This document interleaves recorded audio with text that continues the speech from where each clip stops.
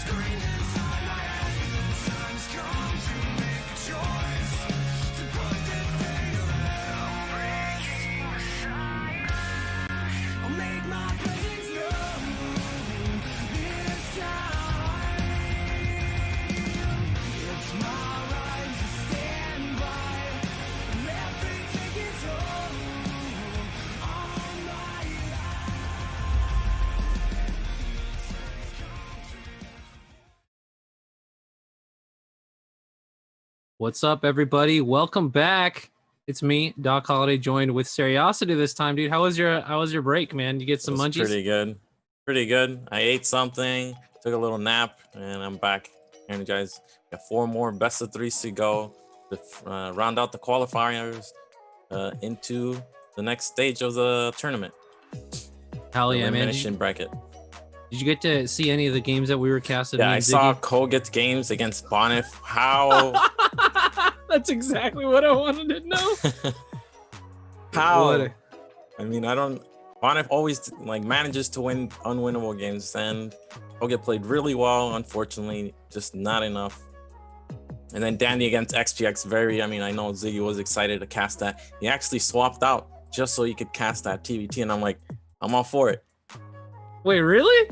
Yeah, he wanted, because initially I was gonna cast the winners, but his favorite matchup's TVT. He was very excited to cast that, and that's probably the only opportunity we're gonna have, so might as well. Yeah. I think it's so funny. At first I thought he was memeing when he said TVT is his favorite matchup, but the more I talked to him, I was like, no, this guy is for real, like a TVT lover. Who loves their mirror matchup? I didn't think anyone liked their mirror. No one in the world, man. That's crazy. Well, except for maybe Bonyth, because his win rate's like 90% or something in PvP. Speaking of not liking their mirror, we're gonna have Rhett playing Babo, and Rhett doesn't like ZVZ. He picks Terran against Zerg, and he seemed pretty strong in the tournament he played. He played really well against Zeke, Hawk. Yeah, and his Terran is very good.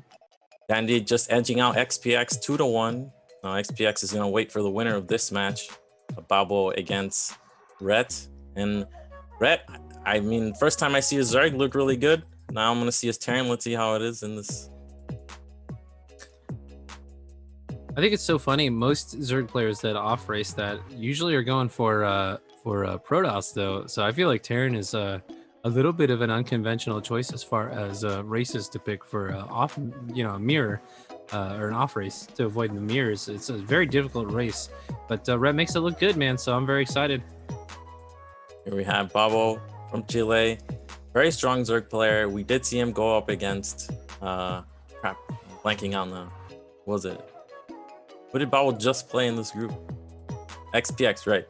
And he's gonna go up against another Terran.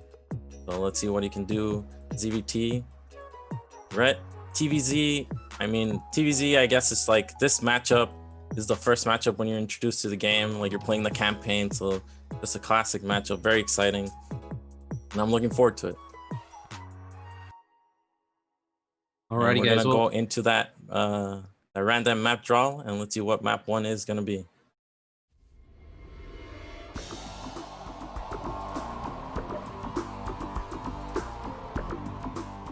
Circuit breakers. Circuit breakers. Okay. Very, very standard map that both these players should have played about a bajillion times. Looking forward to seeing it, man. Yeah, I don't know what to say. This is the stock standard. We're gonna get a real normal, nice start to the series. Yep, looks like we're ready to go into game number 1 on Circuit Breaker, and nice macro map for Rhett. If Rhett's Zerg is anything like his Terran, or Terran is anything like his Zerg, he's gonna favor that macro style.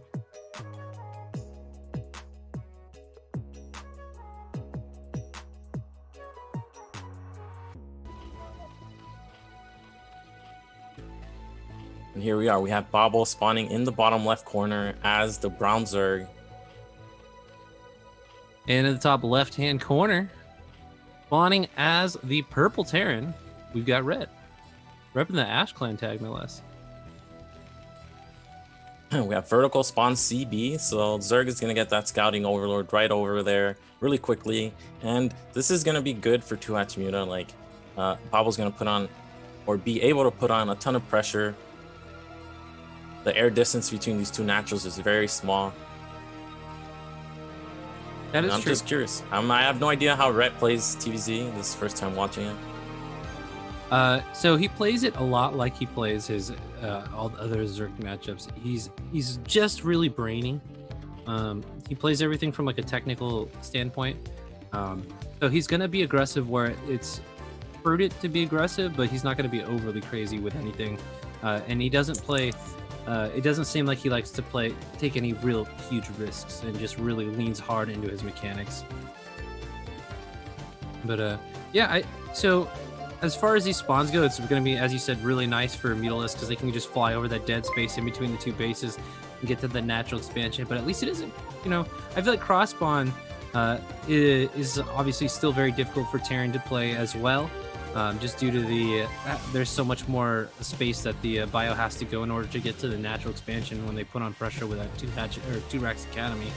I feel like at least this is a little bit easier than cross spawn, or do you think that these are probably these are the hardest spawns for red as far as dealing with mutas? This is pretty annoying. The rush distance via ground vertically on Circuit Breaker is also the shortest. So those two racks academy timings that we've been seeing a ton of. Sometimes they just outright win the game. Zerg isn't prepared, but usually that happens when Zerg doesn't see it. And this time Zerg is guaranteed to see it with that Overlord already placed at the natural. And of course, we're going to see 2-hatch Muta, and Terran is going for Command Center after 1 barracks. Very standard. Yeah, one of the things that, of course, really benefits Red is he's primarily a Zerg player, so he has all the knowledge that he would need to have from the opposite side of the coin as well. So, I mean, I think a lot, especially as far as scouting, that really benefits a player to know the matchup from both sides. I'm sure Red's decision making in this matchup is going to just be incredible. Yeah, he knows exactly what to look for. He's going to wait for these eggs to pop, see what comes out. And that'll let him know if he needs a bunker or not. I'm surprised he didn't make a second depot at the natural to already provide that initial layer of defense. Sees 4 lings, but again, Zerg sometimes makes 4 here and then 2 at the natural, and then if they attack with 6, just like I said, Brett sees this though, so there he already has a bunker. Does that? Okay, I don't think it's gonna matter the comsat, but it'll look close. Oh, I think it does matter the comsat. That's actually kind of unfortunate there.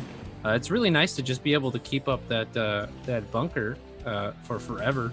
It's always just really helpful until you're like switched over to mech and need to move down a bunch of big units. It's super great to have that. So that's a little unfortunate here. But Red are already preparing with 2 very early barracks here. 2 barracks, academy, very standard. He did make the bunker because of the 6 lings. Babo didn't even attack with them, but just showing the lings. You gotta respect the threat.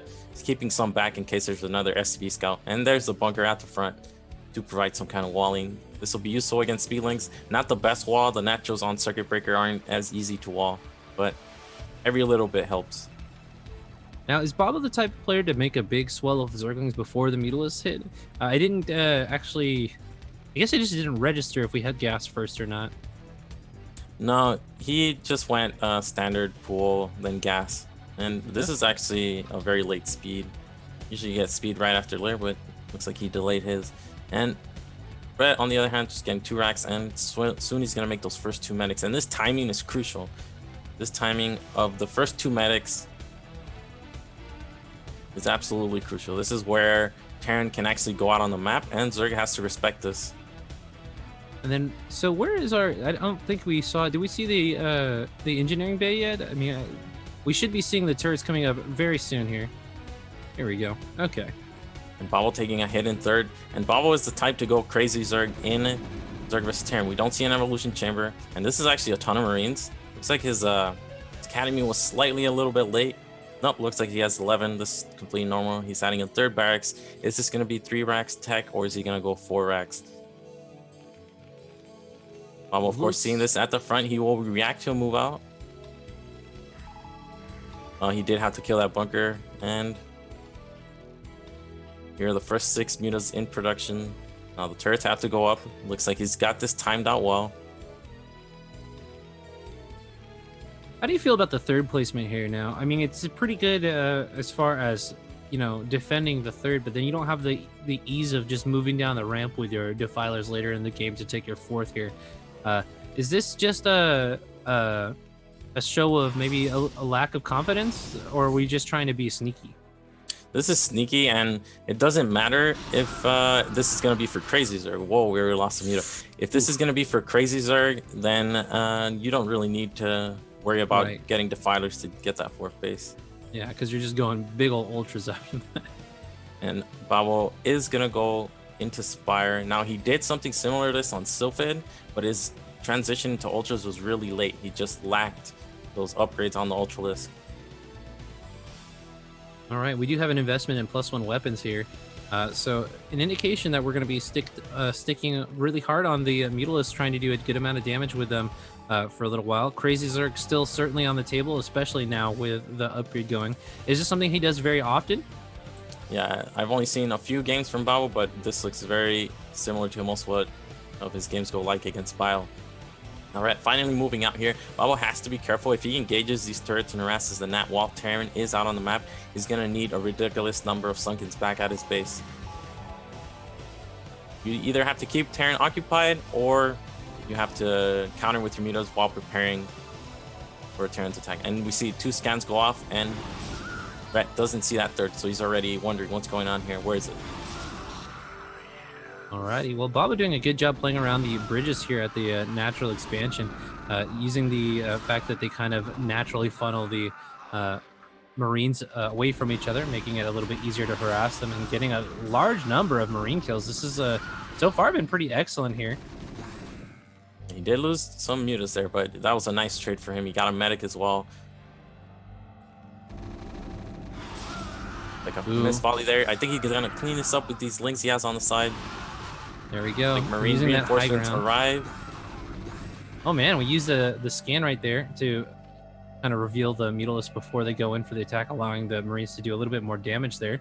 That was a lot better for Red than I thought it was going to be. I thought that we were just going to see all the medics go kapooey there as well, with the Zerglings assisting there. But it looks like some of the mutas died really quickly in that fight, unfortunately, so wasn't able to be as effective with the micro there.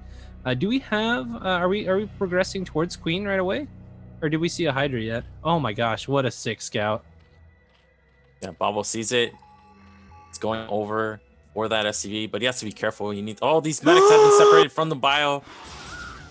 Oh my gosh, what is this? What are they doing? Now all of a sudden, Brett can't put on any more pressure with only 1 medic.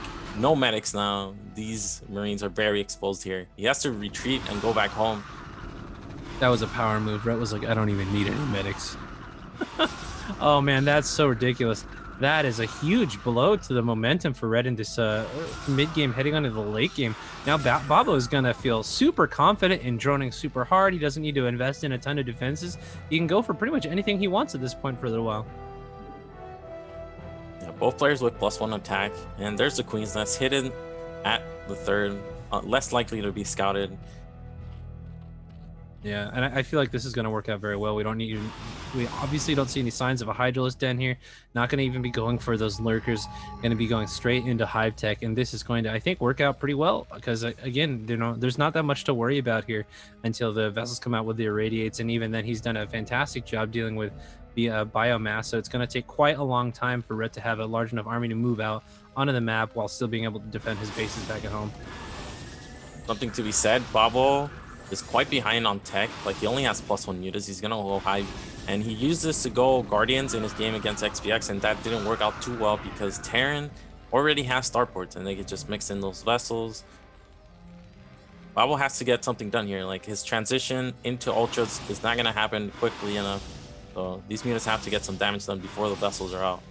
Yeah, I was thinking the same thing, that with the fact that we hadn't seen any supplementary tech to the mutas for that entire time was pretty interesting, because usually you're either going for those lurkers right away, so you can 100% lock down your third base at the ramp there with a couple of them, or you're going directly into the Hive Tech, so that way you can switch into something very powerful for the late game there. But now that the vessels are out on the map, that does make it very difficult to be super productive with your Mutalisk here harassing home, because one bad irradiate and you are really messed up here.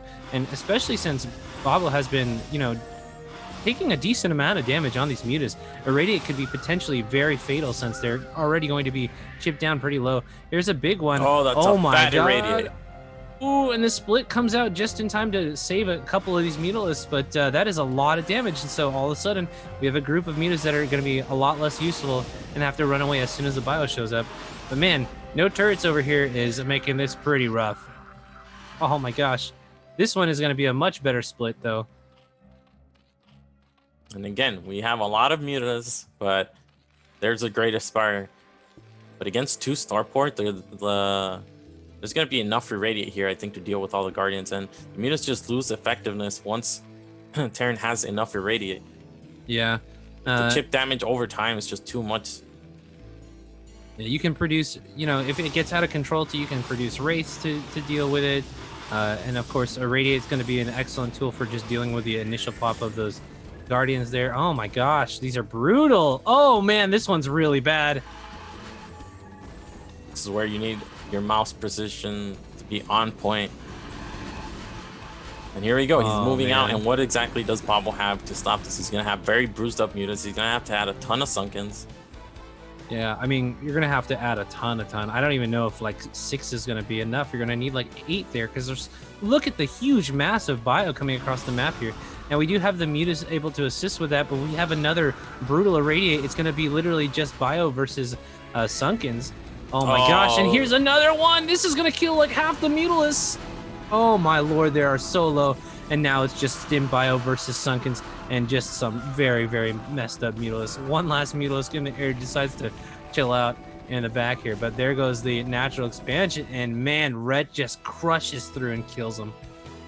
That was very impressive. I mean, Rhett's build wasn't intending to do any mid-game damage. He was just building up to that fast vessel, that Irradiate, and it just worked really well against what babo was doing. I'm not really sure what babo's plan was after getting those mutas out in the beginning. He cleaned up a bio army, cleaned up those medics, and he did nothing with that advantage, really.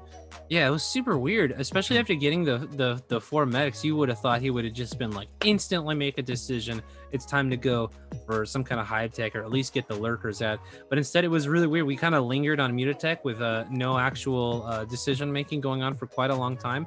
And then, you know, even though he was doing a good amount of damage to the SCVs and stuff like that, inevitably the Vissels are going to come out here, shut down the muta harass, and then Red could just walk across the map because there was no tech to dispute the bio's dominance.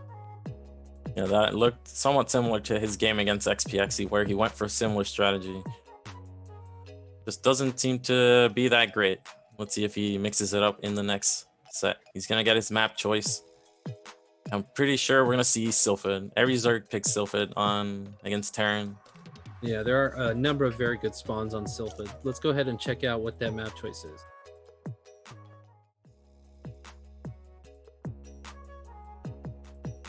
God, babo looks so happy in that picture, man. What a nice looking dude. And it is Sylphid. And not surprised here. Babo picked this last time as well.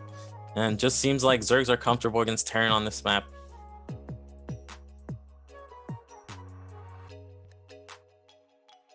And Alrighty, let's guys. go right into game number 2. I'm looking forward to seeing what these spawns look like here.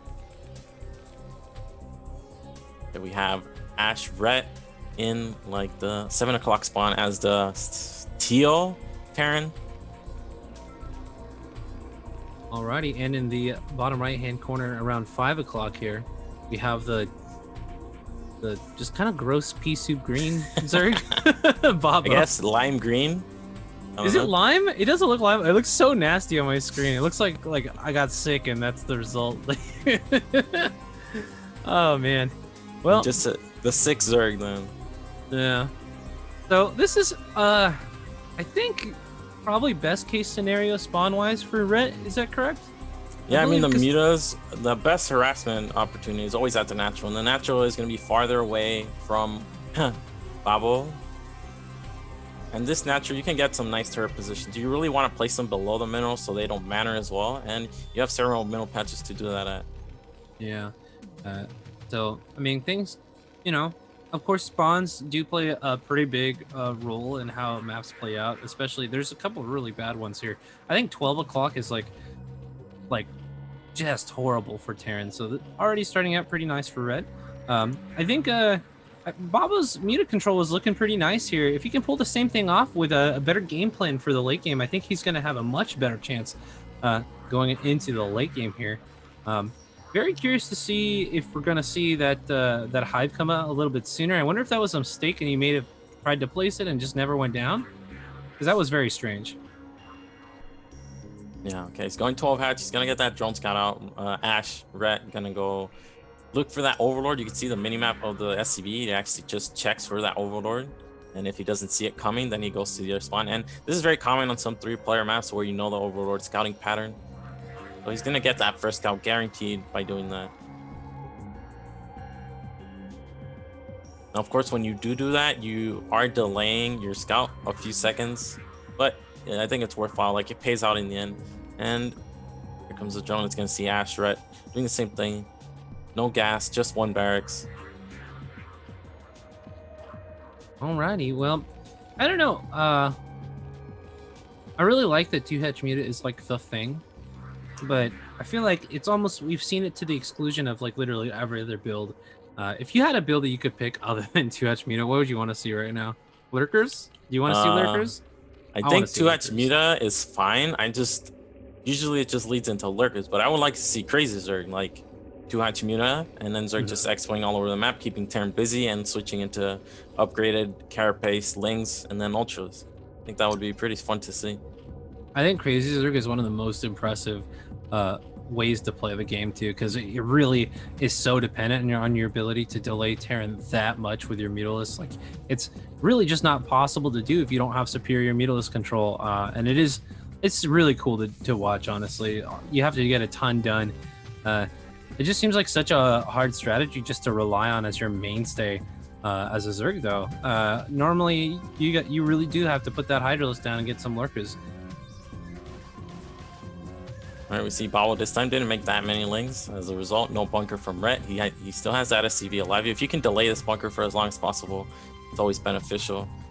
Actually, he did make lings. I didn't see this. It's 5 lings, but 5 Marines. There are 4 Marines with the little supply depot there to kind of shelter them from the storm here.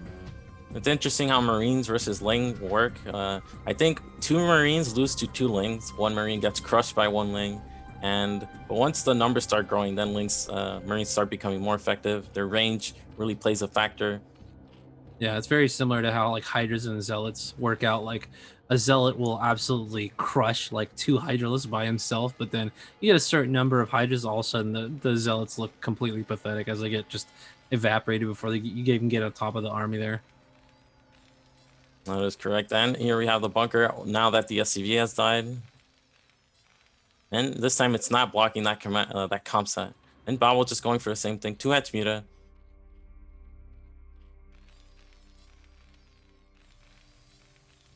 Now we saw Rhett go for 3 racks only and then tech up. He wasn't looking to put on pressure. And that worked out really well. Got that vessel out super fast.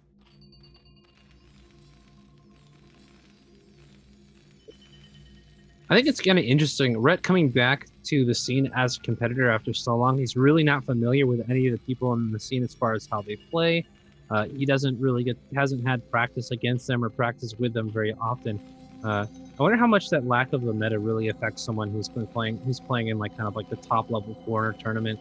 It certainly seems like it'd probably be pretty difficult when you have a lot of players who are very stylistic and you can rely on them to make certain decisions. Like of course we saw kogeT make concessions to Bonyth's very aggressive playstyle in the last series. I mean, you know, I mean how much do you think Rhett knows about babo's ZVT and that the fact he likes to go crazy? I honestly think that he probably has no idea. He probably has no idea, but you just scout, and I mean, Rhett is a Zerg, right? So he knows what Zergs like to do with 2-hatch. He knows the options they have. So it shouldn't be surprising to him. I think he's forgetting range here, if I'm correct. Not getting that range upgrade. Oh, it's okay. Just started. And he already has a nice bio group. And again, he's not being aggressive at all. It's only 3 barracks. This is prioritizing tech more than anything else. Well, this is going to be a really long time before the Marines have range. I think obviously this is going to mean the Mutalists are just going to be able to run havoc. We're likely even going to see maybe some additional turrets to compensate for that. Maybe. I think the barracks placement is a little bit suspect because these turrets are going to be very exposed, and right away we see one being targeted, and being so close to the cliff is never a good idea against mutas. Yeah, because they can just get right on into attack range before they reveal themselves. Don't take any additional damage closing the gap there. So it is, again, just super effective to be able to dodge right back up to that high ground after you take a shot as well. Did you switch mics? Sounds like completely different. Did I switch mics? Yeah. Does it sound good or bad? I mean, it sounds lower, I guess. No, I did not switch mics. Huh? I'm not sure. Let's see. Well, babo getting in. He's found a good spot here, but he loses a ton of meters already with that dive. I guess he wasn't expecting that turret there, and it looks like Red, again, if he's just playing defensively like this, prioritizing teching up, babo needs to scout this. He should already know it's only 3 barracks. He should know that there's going to be a fast vessel following this up eventually. But it looks like he's just doing the same thing. He's getting +1 weapons.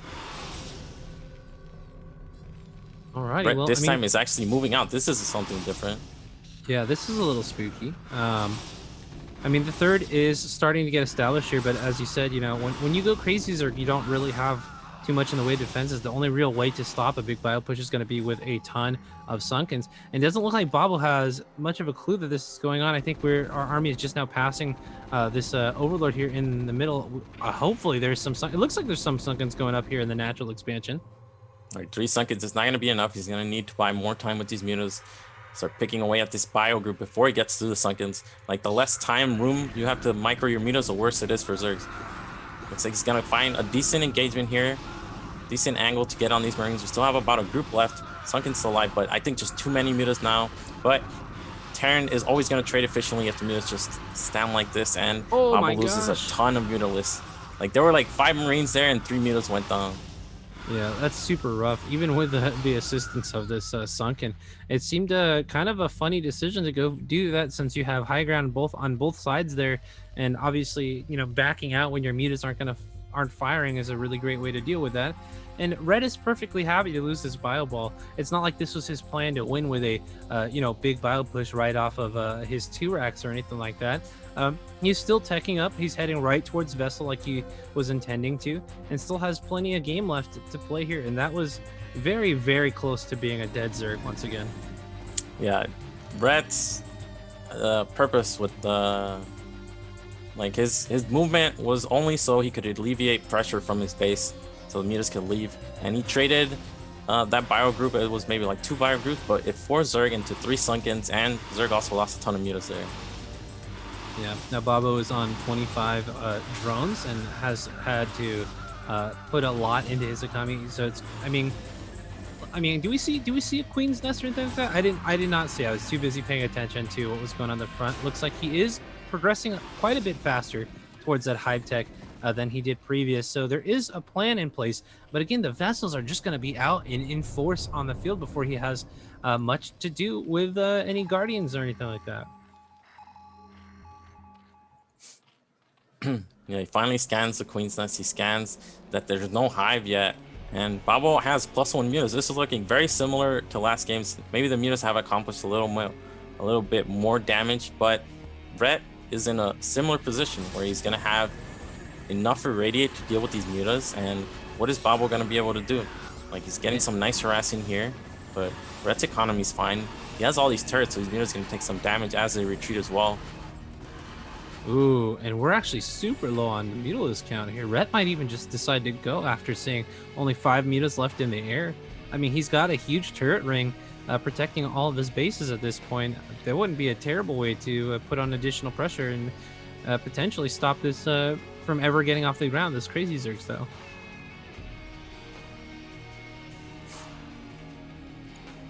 Again, babo has good mutalist control, but eventually that starts mattering less and less. Like, we already have 2 vessels, the 3rd and 4th in construction. Pretty sure the first irradiates are about ready to be used.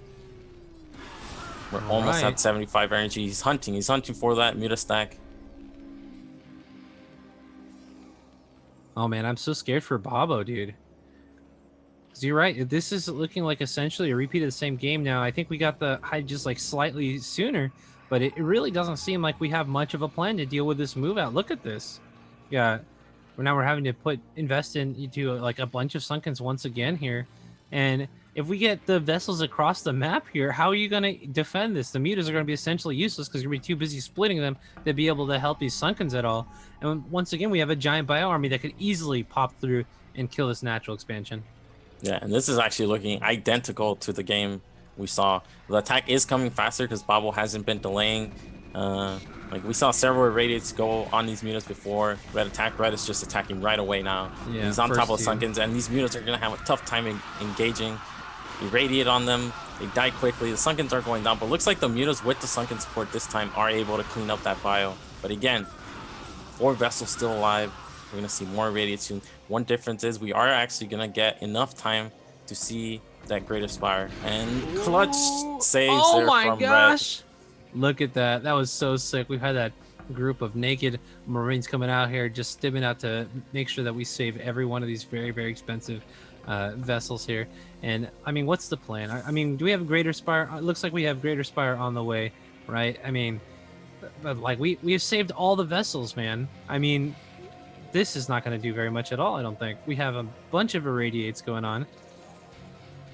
And Red knows this is coming because he did scan the timing of the Queen's Nest, so he should have an idea of what he's looking for. All right, that is 10 Guardians, but we're gonna have, I think, 6 irradiates, and he could also go into Wraiths.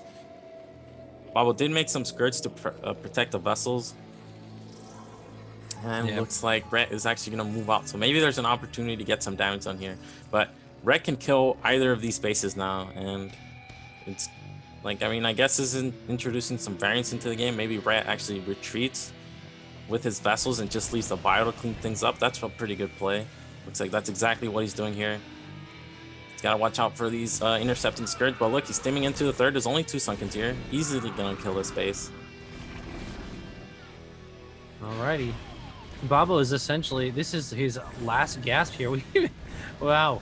We even have a Devour in the air to spread those acid spores, I guess, just in case some wraiths show up.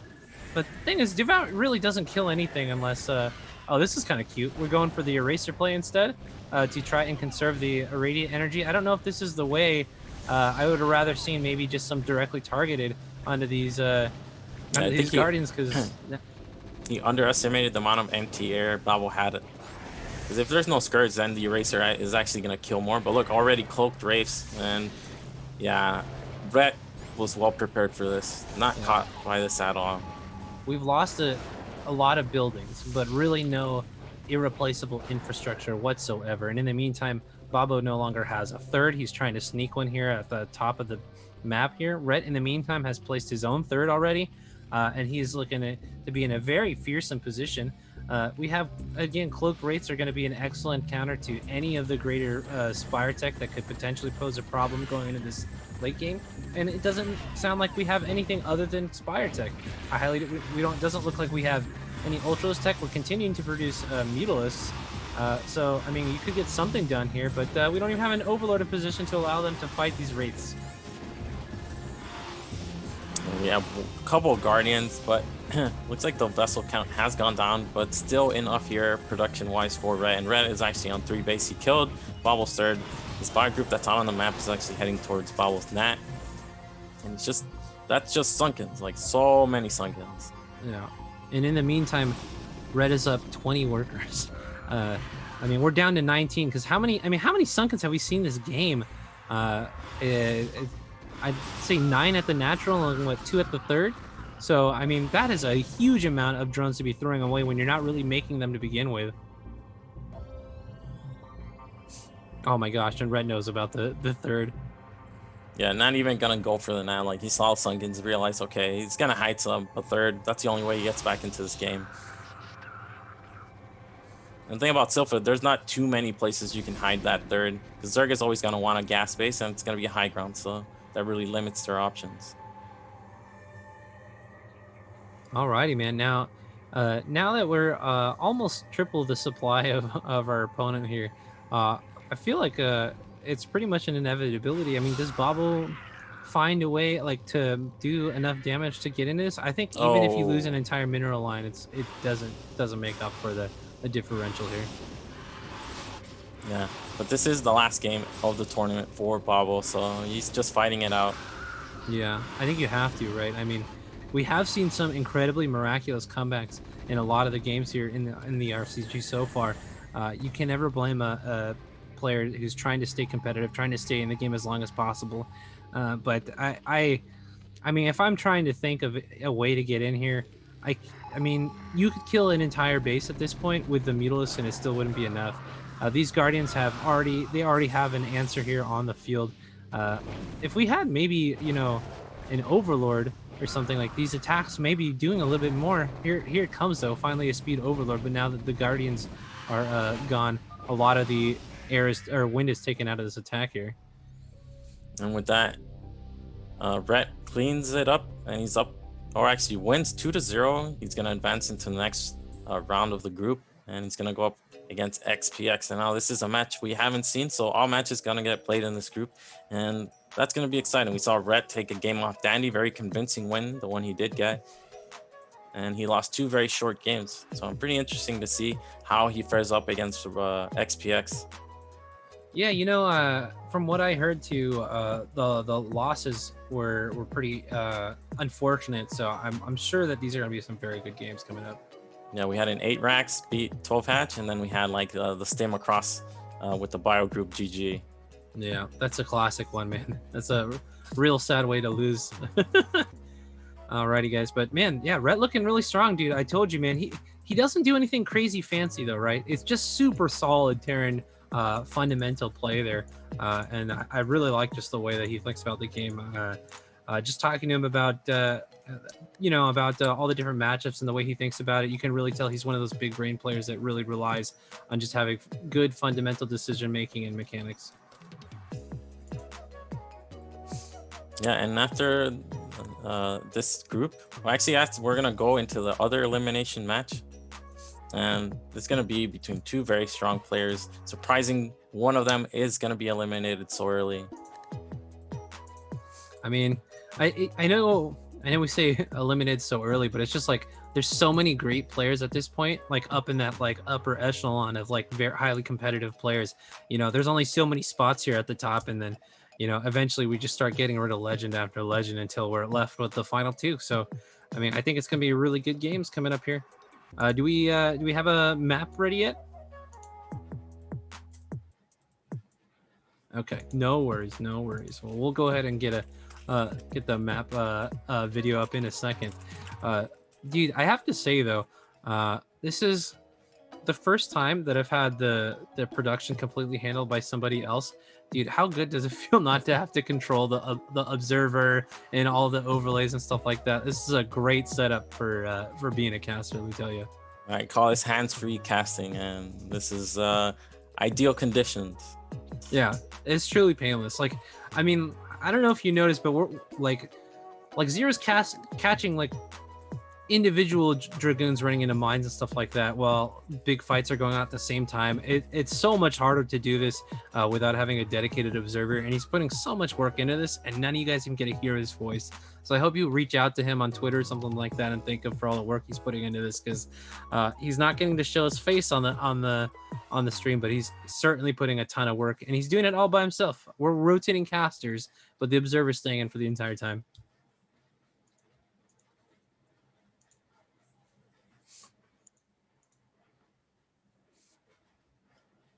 All right, we saw Bonyth beat kogeT. So Bonyth is in the quarterfinals, and I think, not surprising, kogeT almost managed to beat Bonyth in the best of 3.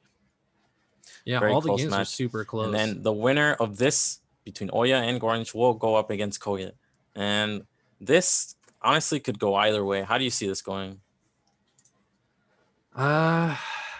Just based on the matchup, players aside, I want to lean a little bit towards Gornish, just because, I mean, ZVP I would personally consider to be the most difficult matchup in the game for the Protoss.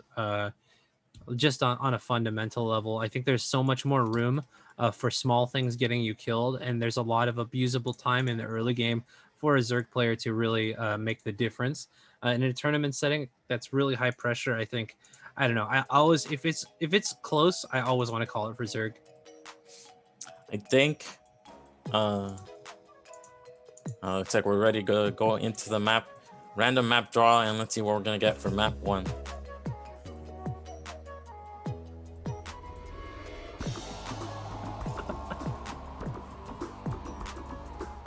All right, Eclipse. Ooh.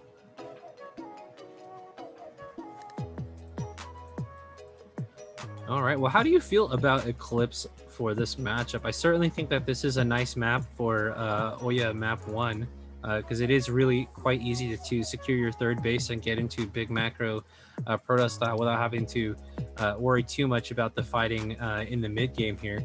But there is, of course, the double gas that can come into play and give you a pretty interesting boost in your gas for the Zerg. So I don't know. How do you feel about Eclipse for this matchup? I think Oya is known as a very aggressive Protoss player and usually starts off with one gate and just never lets up on the aggression. And this is a pretty good map to be aggressive on. Like, you have a lot of attacking opportunities, lots of area where you could attack. It's kind of awkward to move your army from side to side because of the terrain in the middle, but you should have a big window to attack in the mid game. Conversely, I believe, correct me if I'm wrong, I think Gorinich is like a bread and butter fundamentals kind of Zerg who doesn't try to do anything particularly super aggressive and relies primarily on just like solid mechanics. I mean, I feel like a 3-base Zerg here with 5-6 hatch is pretty secure against like a 2-base timing. Is that, I mean, how do you feel about that? Do you think that's going to work in Oya's favor?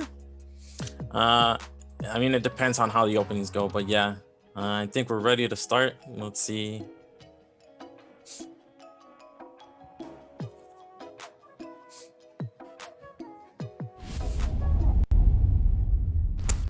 Maybe I'm a madman if I believe in this shit, but to hell with that. Okay, so if this is Ember 2020, so perhaps I still have a little time. Eon, if you copy that, Bruce Brain have made it for just players. And you was just... Please do not build in your game against. He will. So you can easily win. Or make everything to double RCG2020 prize pool. So you have a paying slot for today. I repeat, do not.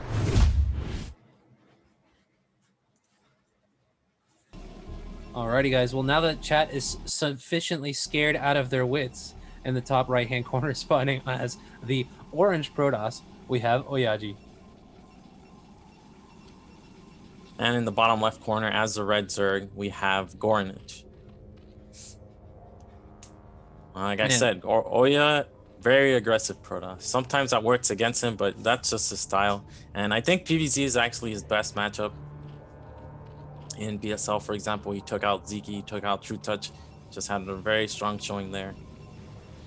Honestly, I think playing aggressively is probably the best way to go about playing this matchup because it takes a lot of the control that Zerg usually has over the tempo of the game and puts it right back into the hands of the Protoss.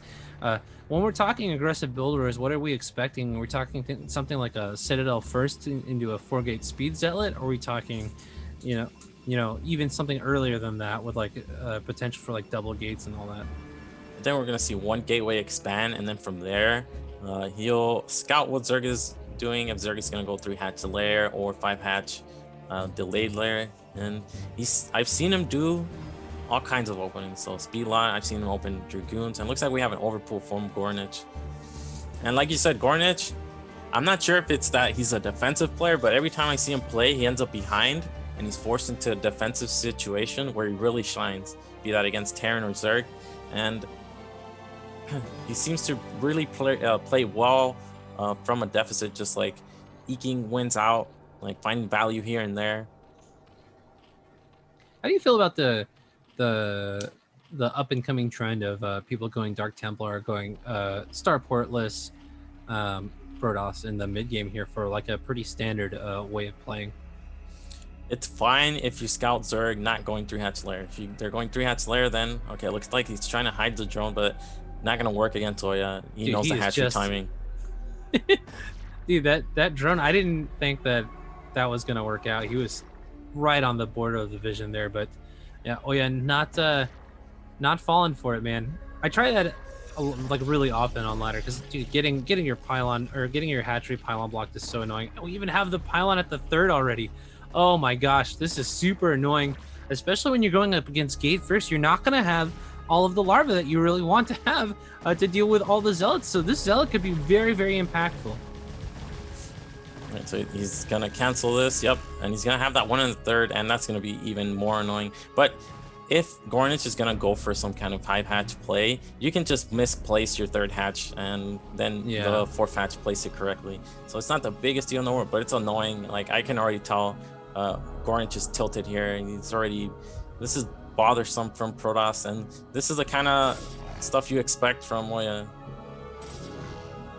Alrighty. Well, we do have the Nexus placed before the Forge, and we're having the Zealots here about to make the defense. It doesn't look like we have a particularly large commitment to Zerglings, but man, are they getting literally right into the main. Okay, so this is super annoying. You're going to have to commit Zealots to defending the probe line here, and then what do? Do we send the Zerglings that were just chilling on the ramp here to work on the wall so we can never get a cannon up? This could be potentially fatal. Yeah, and this is going to be a test of the player's multitask. Who can multitask better? It looks like Oya saying, all right, I can deal with these 3 lings in my main with 1 Zealot, and I'm going to put some counter pressure on, and I'm going to out multitask the Zerg. And this sometimes works out really well. It can also backfire. For example, Zerg just kept making lings. Oya would be in big trouble here, but it's only 6. Let's see how the micro is. 6 lings do beat 2 Zealots, but it comes down to the control. Ooh, and the control is excellent. These Zealots coming out with a ton of HP on them still. They're even going to be able to beat these reinforcing lings. Yeah, very nice control. Now they're both in the red, so they're just going to die instantly. And kogeT has managed to keep that 1 in the main alive. And I guess the goal here was really just to scout what kogeT is doing. He sees, all right, he's pulling off gas. And he saw the misplaced 3rd hatch, so he should expect some kind of 4 or 5 hatch play. Alrighty. 4-hatch is a build that I don't think that we get to see often enough. I think it's so cool because you're going for that layerless Zerg, but you still get kind of the aggressive nature of the early Hydralist den gets to come out because you're not placing that 5th hatchery right away. And so there is the potential for kind of a later bust with 4-hatch Hydra. And it's just, I don't know, it's just not very common. I would really like to see something like that come out here in this game. Maybe take the wind out of Oya's sails and force him on the defensive in the early mid game here. I mean, that could be pretty difficult for him to deal with. All right, so you see a 2nd gas and a Stargate. So Oya's just going to play standard here. And this is a nice wall from him. You can see he's only having 2 gaps to block. 2nd cannon just for safety. And behind this, kogeT is just droning up heavily. He's going to be able to spot this Stargate, I think, with that Overlord. And this looks to be leading to a normal game. Yeah, it looks like we're seeing, I think the hatch coming is going to... Oh, no, it is going to be maybe 4-hatch. We haven't seen the 5th hatch be placed at the natural expansion yet. So, I mean, there's going to be a significant number of Hydralisks on the field pretty quickly. Not going to have any problems dealing with the Corsair or anything like that. Do you think that we're going to be getting for a bust anytime soon? No, he's still just droning up here, and we're gonna get this Overlord with the Dragoon, which is kind of cute. I mean, this Overlord's gonna die anyway, but he's gonna kill it faster, and this is actually gonna hurt kogeT. He's gonna have to make that Overlord faster, and that means he's gonna be able to scout instantly with that Corsair. And there's a Citadel, so it looks like a Ser Zealot incoming attack. kogeT is gonna need a couple Hydras just to defend from the first Corsairs, but then he'll go back into droning, I think. His drone saturation is not optimal yet, not ideal. He's missing a few mineral patches here. There we go. Hydra's here in plenty of time. Not going to lose any overlords or anything like that. But yeah, it's super drone time now. There should be a timing coming up in a little bit when we need to start producing Hydralisks. But for now, going to put all 5 of those hatches to good use, making drones and getting a really nice big economy set up here to transition into the mid game.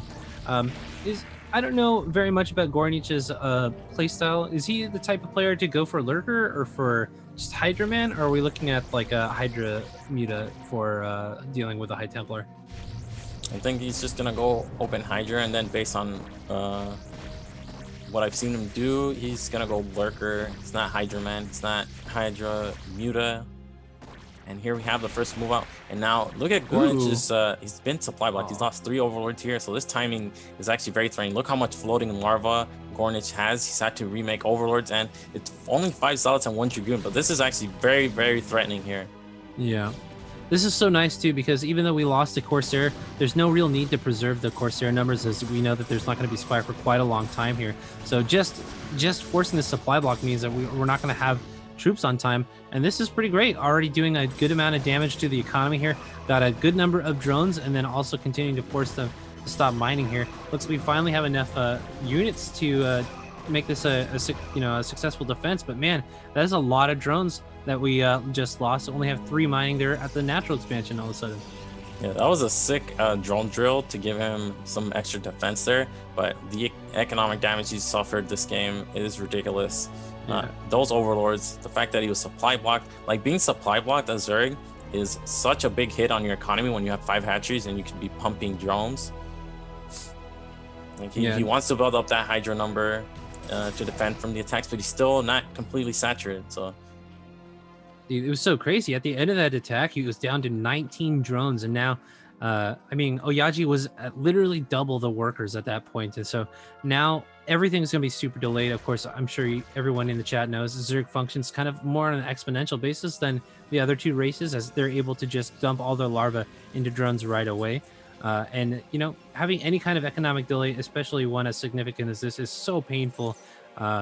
I think we might just be stuck on Hydraman for a long time, as that's kind of like just like the way that you have to be able to deal with a low econ situation, or you just run out of tempo in the mid game. So Gornich going lurker on only 5 hatcheries. It's gonna mean he's gonna have slightly faster lurkers, but normally this is just a regular lurker timing. He's just behind on everything. His economy hasn't been what it should be. He's at 31 drones still. Like, this is the drone count you want to be at before you make any hydras, and you can see Oya's done significant damage to the economy. Meanwhile, Oya up to 55 probes. He's on 8 gateways, double forge. He has a ton of zealots on. This is going to be eight zealots coming in out of time to support. It's going to be key. Actually, there's only 1 unit here. Oh my god. DT just going to waltz right by. There's a ton of drones. Like, this was the drone round. We have slow overlords. Oh my god, the main is just going to be completely shut down. There's no overlord in the main at all. And cue the sad music for Goring. He's going to simultaneously attack while he's dealing with this attack. Just putting on the pressure. This is what's to be expected. 1 zealot. How does the zealot get here? Actually doing a ton of damage here at the natural as well. Like you said, 1 zealot easily beats 2 hydras. We just saw that. Ooh, big storm 2 doing a ton of damage to just the reinforcing hydras that are coming here from the back. And DT's the zealot numbers are spectacular. They're going to be able to fight these even if we get to the high ground. We're going to be able to push up into that 3rd base at the same time. Look at this, even targeting down the eggs, so that way we have to wait for as long as possible for an overlord to show up. Now, unfortunately, that was a Hydra's egg, but even still, the main has been shut down this entire time. Although very clever use of lurkers on the ramp. This is always a super classic way of helping defend against this, but now that a High Templar has arrived, that is all going to be done. Yeah, Gornch is going to have to keep re-blocking that natural. You can see he made a sunken as not to fully block, and he's just playing full defense now. He's super behind economically, and this timing just hit too fast for him to defend. He's still only on 5 hatcheries. 5 hatcheries up against 8 gateways, double forge, or you're finally adding that robo tech, that observatory. And while Gornich can hold now, how is he going to hold the next attack? Yeah, exactly. Especially with such a huge commitment to 2 base production. I mean, that's 8 gateways. That's pretty much as what you can handle producing on 2 bases. And with such a successful attack, you just go to your 3rd base now. You keep producing. You've got all the production that you need in just massive, huge armies. I mean, and now that the Dragoons arrived, the lurkers aren't even all that effective. We see 2-1 on the Protoss army. Zerg actually doesn't have any upgrades. No lurkers here either. If Oya knew this, he would just ram his army right in. Dragoons poking at the wall. Now he realizes, okay, there's no lurker. One lurker is not going to be enough to slow this down. Yeah, I mean, and even honestly, even if there were like 3 or 4 lurkers there in the natural expansion, you just scooch the Dragoons forward, you kill the wall, and the Dragoons have free reign over that natural expansion. You never get an army uniting here in the middle to fight this gigantic Protoss ball. He manages to kill a Hydra, and now, like you said, he's just gonna move forward with those Dragoons. He can start poking at that hatchery. And again, look at the upgrades. 0-0 Hydras against 2-1 Dragoons. These Dragoons are tanks.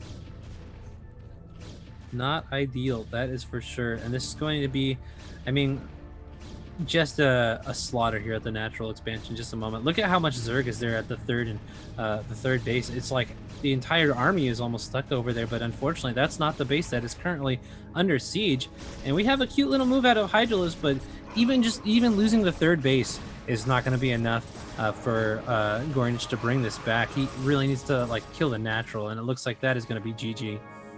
Yeah, very convincing win there for Oya. Just very nice with his control of the Zealots, the attacks, the timings. He basically hit everything, and Gornich was kept low economy, pretty poor the entire time. Yeah, the usage of the Corsairs, and just getting that supply block as well, like everything added up to just a very clean victory. Couldn't have gone any better in my opinion for Oya. Yeah, Oya was so far ahead, he actually won basically with gateway units and minimal storm. He had 3 High Templars max at any point. He just won with pure macro. So that goes to show you how far ahead he was. Alrighty, man. Well, if you're Gornich, now what are you looking for? I mean, I personally am thinking like circuit breakers or something like that, something super standard that you're very well prepared to deal with everything on, that is very macro oriented and is going to allow you to kind of try to counteract the aggressive style that you were seeing from Oyaji. In the meantime, I'm sure Oya's got a lot more in the tank as far as things that he can do to try and kill you before the 20-minute mark. Expect Gornich to pick a map where you could take a far natural on. So one of these 4-player maps, wouldn't be surprised. That being said, I haven't seen him do it that often, but maybe Polypoid. I think Polypoid is the pick here. Just a good defensive map.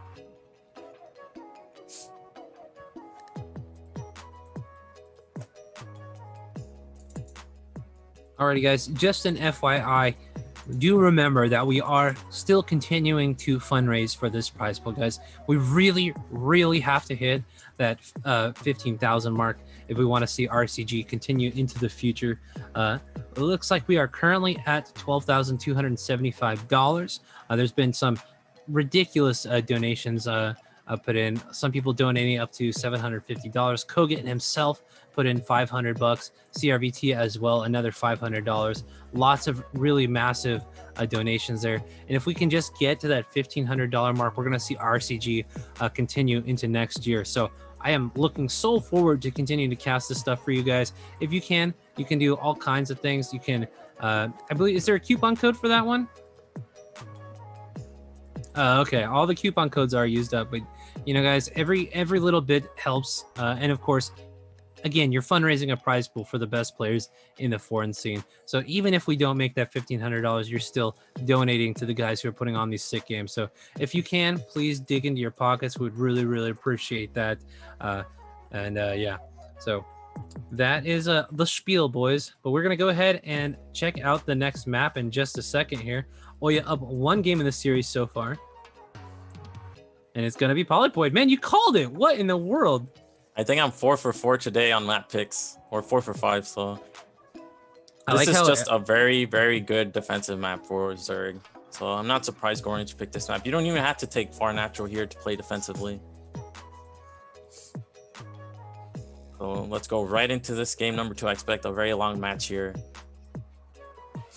on Polypoid. And we have Gornich spawning in the bottom left as the yellow Zerg. And spawning in the bottom right-hand corner as the red Protoss, we have Oyaji. All right, man. I need to spiel real quick, okay? I've heard a million people call Oya Oyaji, but then every time I see him in a tournament, it's just Oya. Where's the other syllable come from? I don't know. Sometimes he writes his name like this. Sometimes he does it the other way.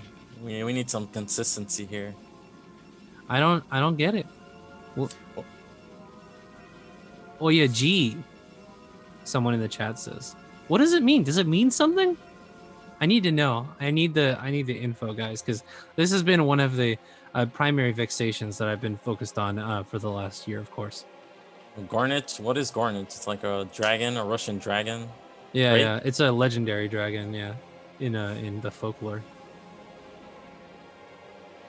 The three-headed dragon. Okay, look, Oya going gateway again, and he's gonna scout that overlord first. Check 6 o'clock, and if you don't see an overlord there, you go to top, one of the top bases. That's you ruling out a scout like that, and he's gonna get to Gornich's net. He might do the same thing again, which would be very annoying for Gornich. Looks like Gornich is not even gonna attempt to take his naturals, just going straight for the third. All right. Well, man, probes suck, dude. I hate them. But Oh, nope, it's too early. Too early. so I should just start calling myself Duck Holiday G. I like it, dude. Because I'm a G. What does it you know mean? What I mean? What does it It's mean? just like it just means like let's see. It means my name is so good. What? No, it means. All right, so we have one gate, and let's see. This is Lings right off the bat from Gornich, and there's that quick gas. This is a very quick gas. So I think the response is going to be a little bit different from Gornich this time. Like, first things first, he took a lot of damage against the one gate last game, so he's going to do something different. Okay, here comes the Zealot. Now, I'm hoping to see the Zealot move out across the map. I love to see the fight there at the natural expansion. But so far, Gornich has shown a propensity to be very good at making those Zerglings, you know. So, looks like this is going to get shut down pretty quick. There's a nice little spot here in between the minerals that we can see the Zealot posting up. But, yeah, I don't think this is going to last very long, and I don't think we're going to see a second Zealot walk across the map. Yeah, it's kind of risky when Zerg makes 6 Lings right off the bat to even move out, but he already got one, and he found this nice position here. 3 kills on this Zealot. That's a worthwhile trade. Certainly. Forge already coming up in good time as well. Doesn't look like the Lings are going to be able to do too much. Zealot's going to block off the wall, and then no more aggression. That is a very fast Ling speed there.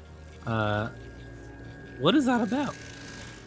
All right, so we have Oya's walk complete, but I think Gornich just goes fast Ling speed here, so he doesn't have to deal with any more move outs. Because Protoss, once they see Ling speed, they're way less likely to move out, simply because you're gonna get countered. Your Zealots are gonna get surrounded. It's very risky to do that kind of play. And in response, Oya's just gonna play defensively, and we see Gornich gonna take that third base, slightly delayed. Now he's taking it at the middle only towards Protoss. This, to me, will indicate there's going to be some kind of aggression here. Sounds like a Hydra. I mean, when you think about the utility that the Zergling speed adds to the Zerglings in a Hydra bus situation, that's pretty strong. We're getting. Oh no, but look at we're not farming any more gas at all. We're just stuck at 36. So an interesting decision here. I'm assuming that we're just going to go for more hatcheries at this point because it's far too late for a layer at this point.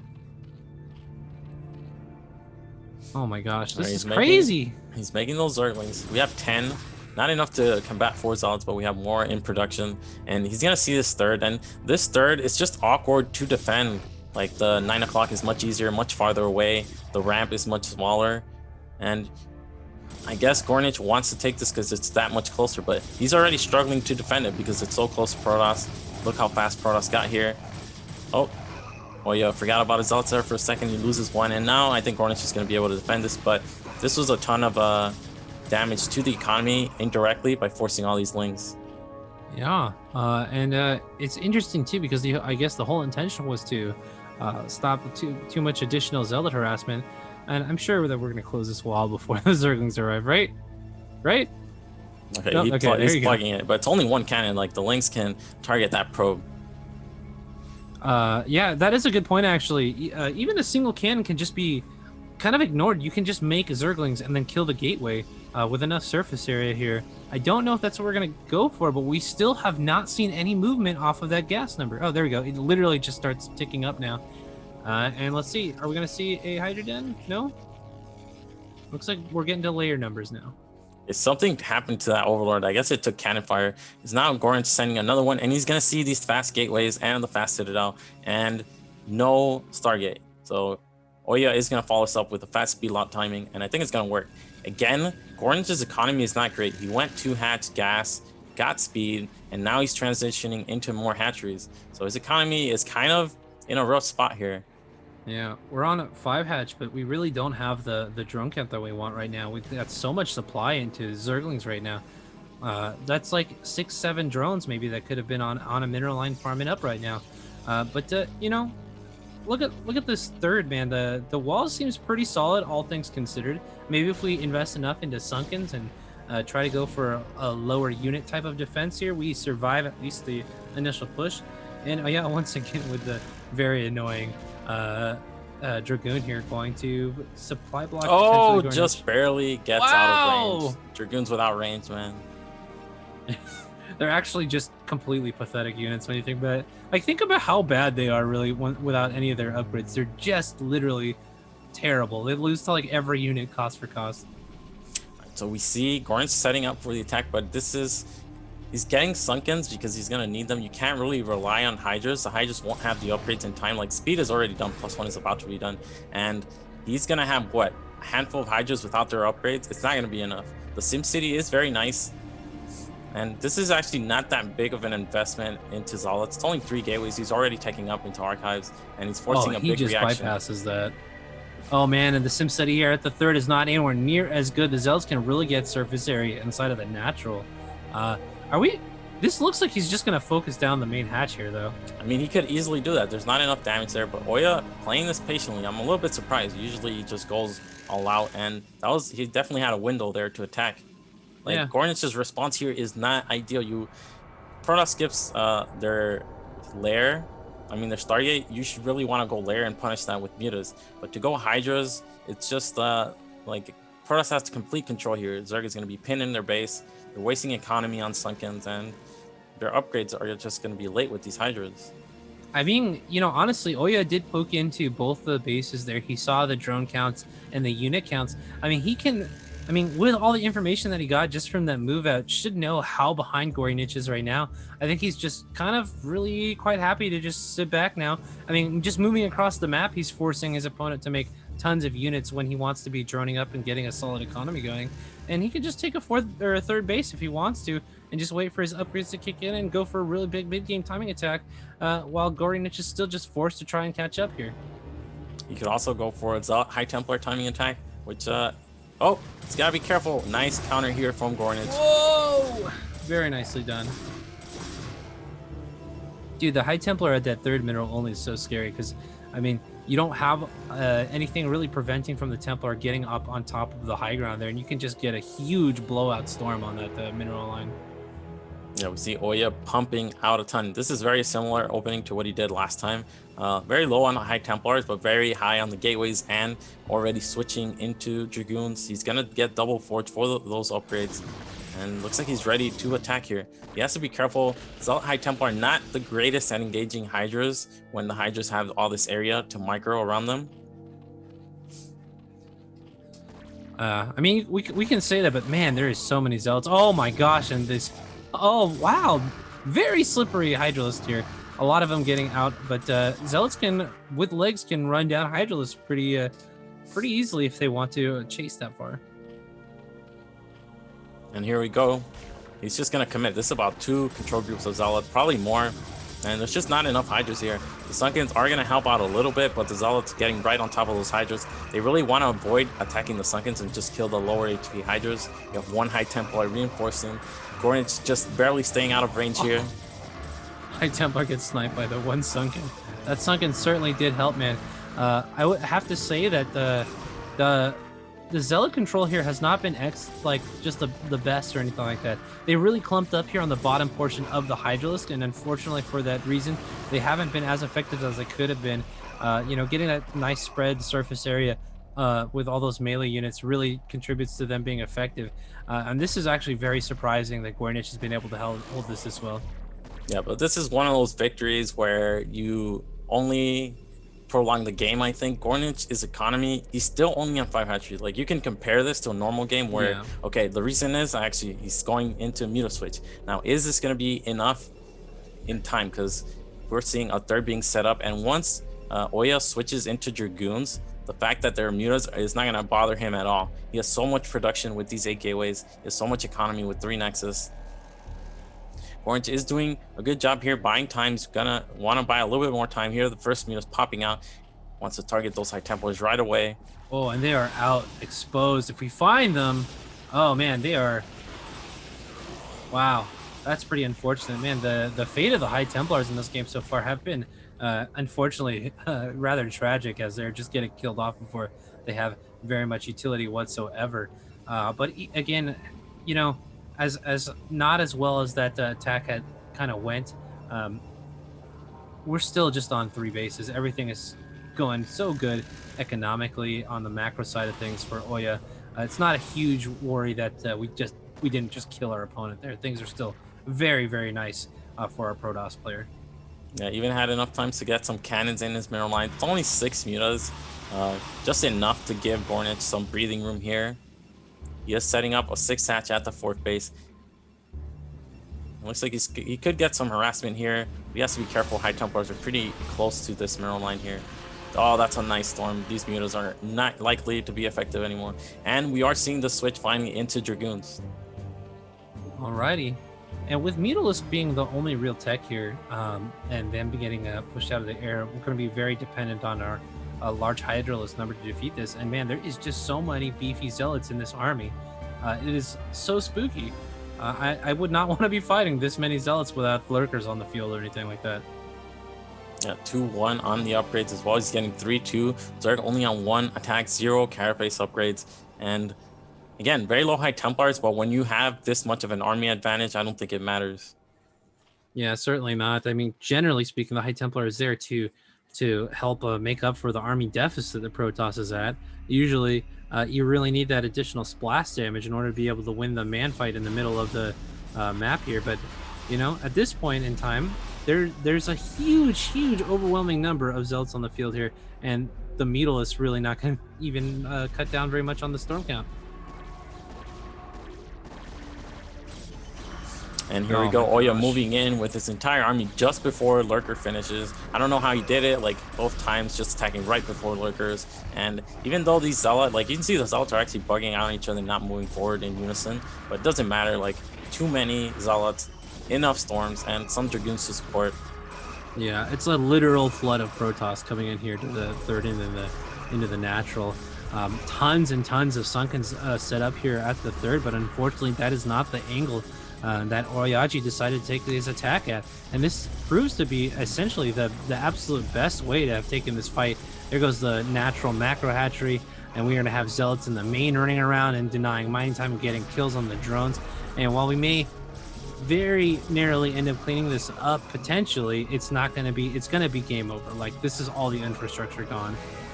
Yeah, all those Sunkens on the high ground being useless is it's really hurting Gornage here. Like, Oya saw that and he bypassed it, and he's gonna move on. I was like, look at that good manner, good luck. You will need it. In all caps, dude. Oh, what a sick way to tap out, man. That's dope. Very, very cool stuff, man. Backhanded compliments all the way through. Yeah. You look pretty good today for an idiot. Like, oh man, that's rough. Alrighty, Right, guys. so we have Gornage and babo, 2 Zerg players out, and we're left with 2 matches left. Alrighty, guys. Well, we're gonna take a very quick break here before we get us up for the next series here. So if you wouldn't mind, please stick around in the chat. We'd love to see it. And please take the time to check out the Match Arena, because again, we really do need that support in order to keep RCG going. We do need to reach that $15,000 goal. We've made it very close to it. 2,275, I think is what we're at. So if you got a little spare change in your pocket, or you got a little dish, you know, a couple coins lying around, please think about tossing it to your favorite esports organizations, because we really would love to make RCG come true for you guys next year as well.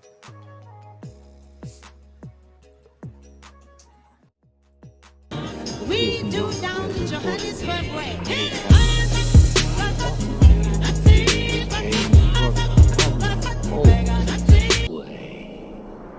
What if I could offer you something you don't know you want?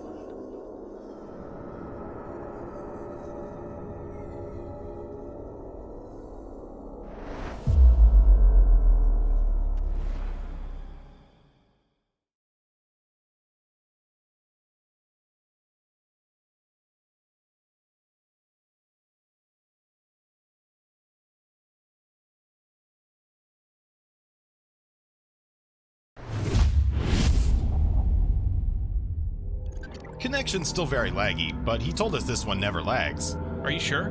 He asked not to use that as well. He asked many things. Come on, I've already set up Op Studio. No problems here. Why can't I set up today's date? November 29th, 2020? Who cares? Just leave as is. It's an amazing location. Best organization, best players. Yeah, pity that RCG2020 prize pool was not double, and we have just players today. Not too many games to watch. Still, we want good times tonight. Let's get ready to rumble.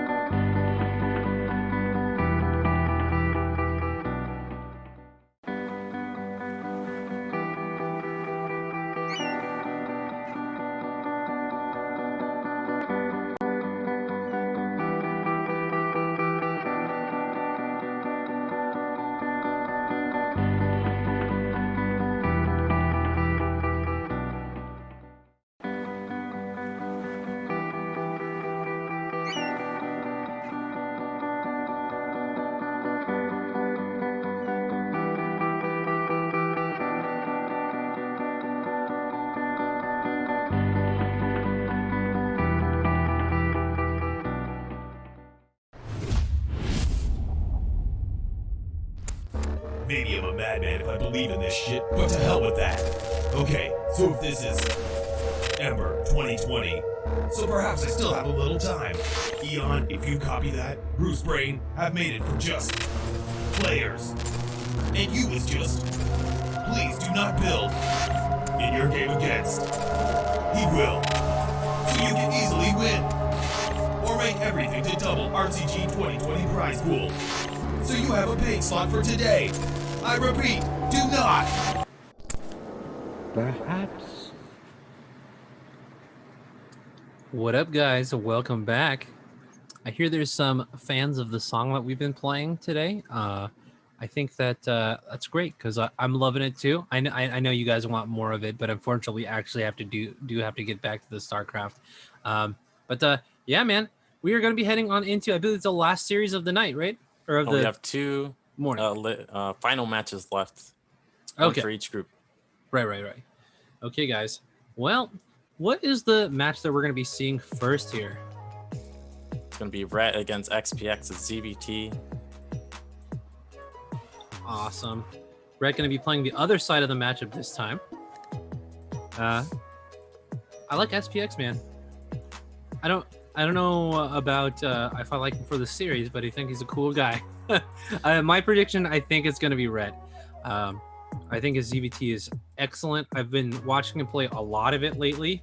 I think SPX is also an excellent player, but I think that some of the things that he tends to rely on in his match is not going to work versus Ret. Like his drop play, for example, which I think I don't know if he's well known for, but I swear to God, every time I watch SPX play, there's some drop ships doing some shenanigans to a Zerg player.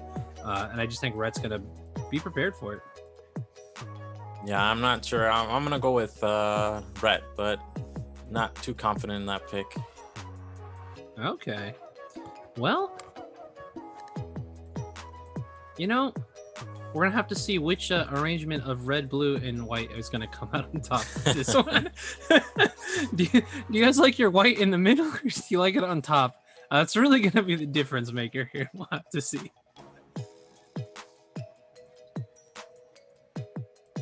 Alrighty, guys. Yep, let's go ahead and get to that map draw. Let's see what we're starting on.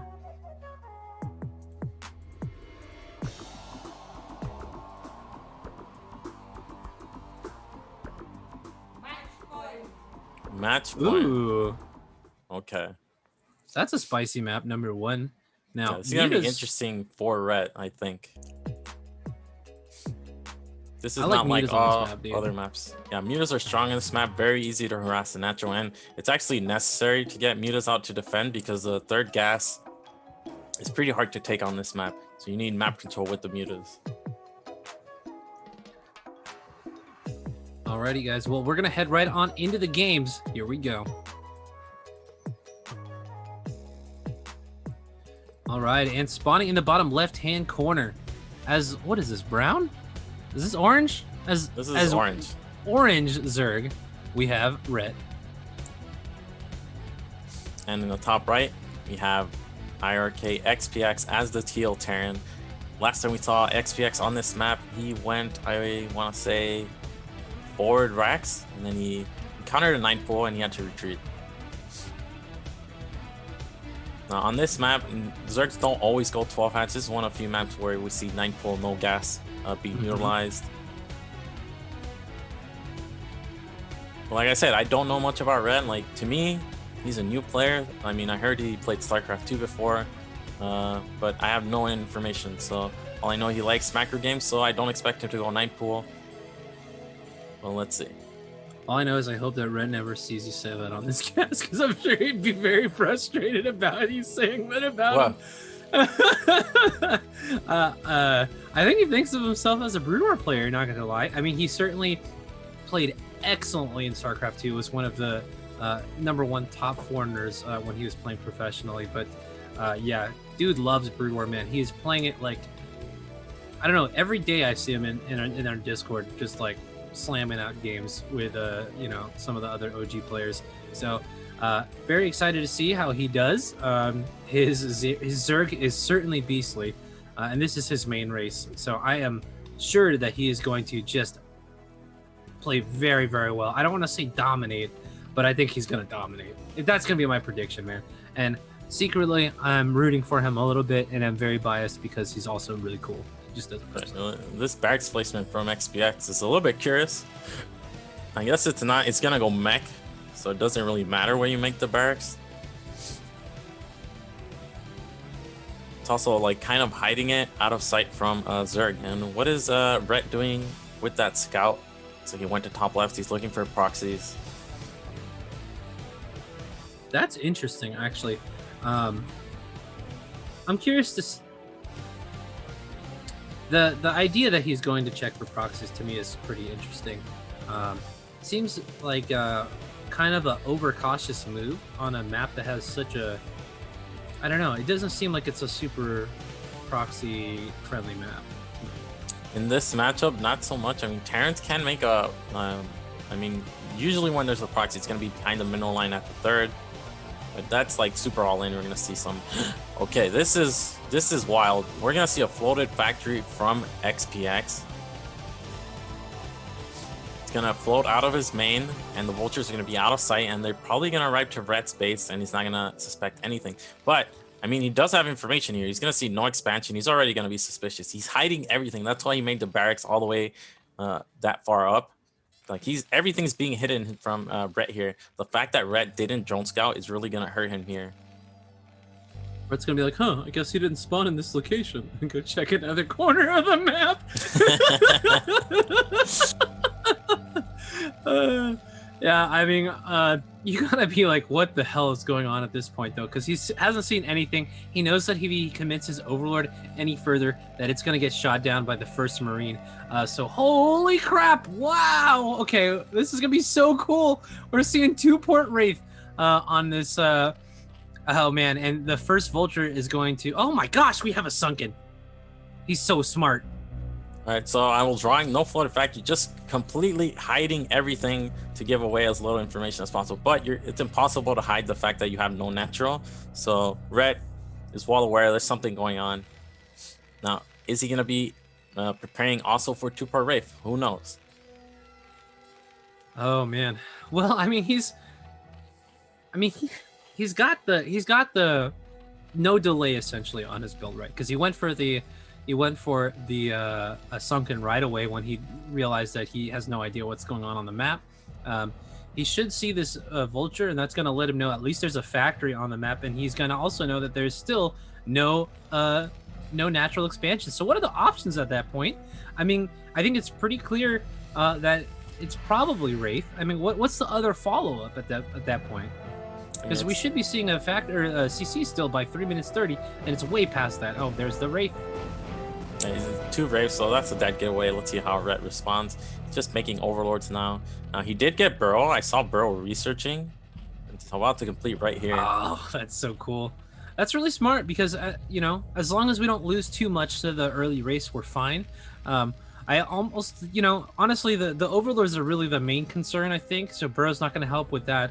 But he is going to position his rest of his Overlords pretty defensively. Looks like we got them all clustered up here in the main base. And as long as we can get some mutas out here on the map and not lose too many Overlords before they get out here, I think we'll be fine. Look at this. We're burrowing just right after. This is great. Look at that. Okay, we lose 1 drone.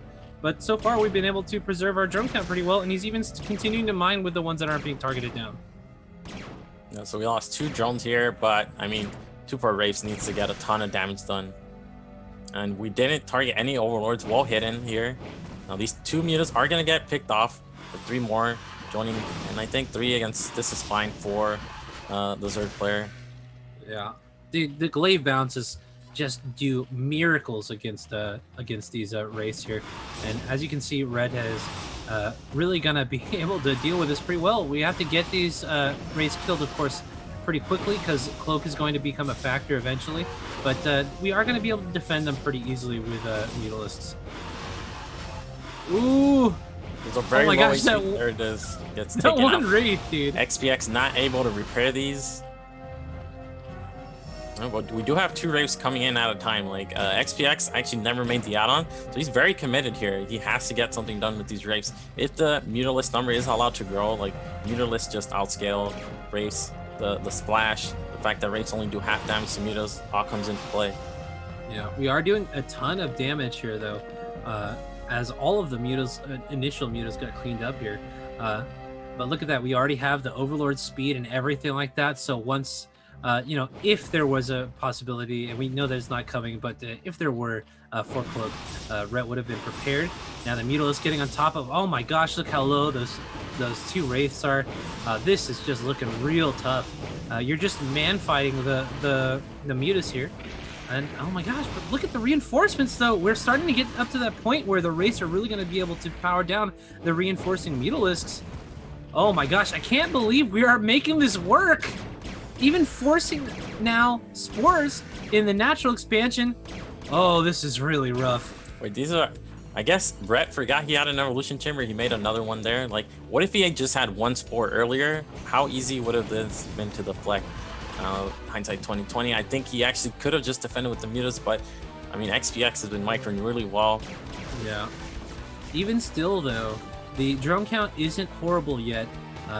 We're still at about 20 drones, but this has done pretty catastrophic damage. Looks like we already have a natural expansion down now for SPX getting built. You know, this is still, I think, still quite a winnable game here for Red. But yeah, this went basically as good as I think it could have gone. Oh my god, and finding 2 free Overlords as well is, oh god, that's disgusting damage.